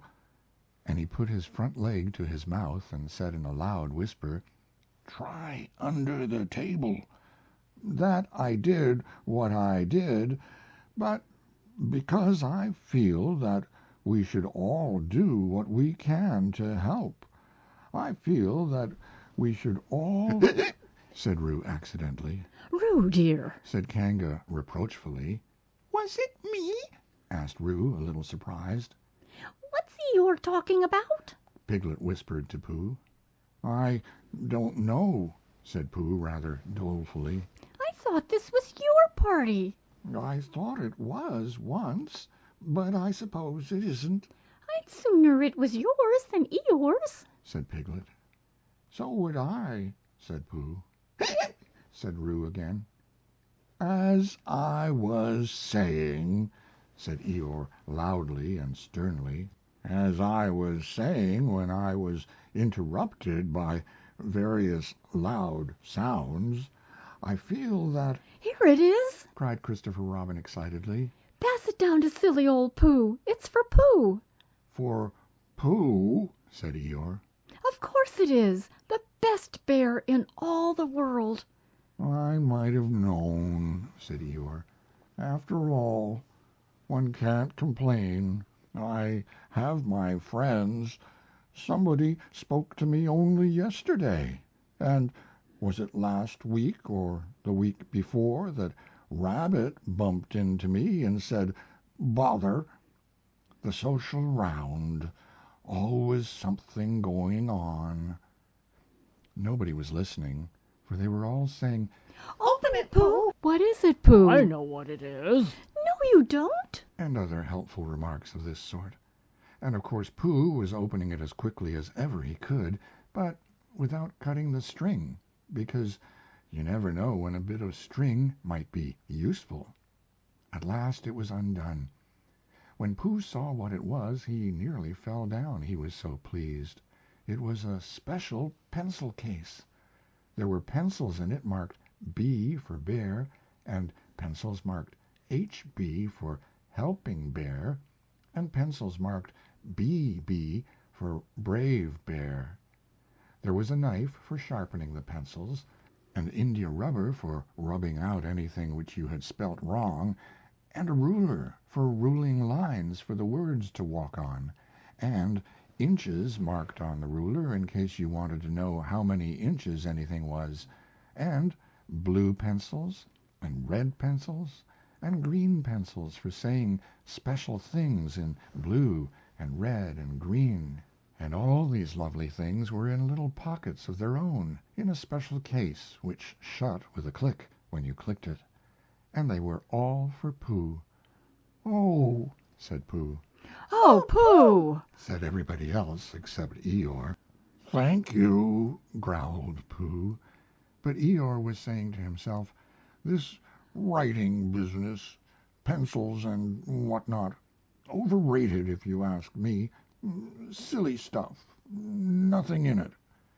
Later on, when they had all said good-bye and thank you to Christopher Robin, Pooh and Piglet walked home thoughtfully together in the golden evening, and for a long time they were silent. When you wake up in the morning, Pooh, Said Piglet at last. what's the first thing you say to yourself? "What's for breakfast?" Said Pooh. "What do you say, Piglet?" I say, I wonder what's going to happen exciting today. Said Piglet. Pooh nodded thoughtfully. "It's the same thing," He said. And what did happen? Asked Christopher Robin. When? Next morning. Well, I don't know. Could you think and tell me and Pooh sometime? If you wanted it very much, Pooh does. said Christopher Robin. He gave a deep sigh, picked his bear up by the leg, and walked off to the door, trailing Winnie the Pooh behind him. At the door he turned and said, Coming to see me have my bath? "I might," I said. Was Pooh's pencil case any better than mine? "It was just the same," I said.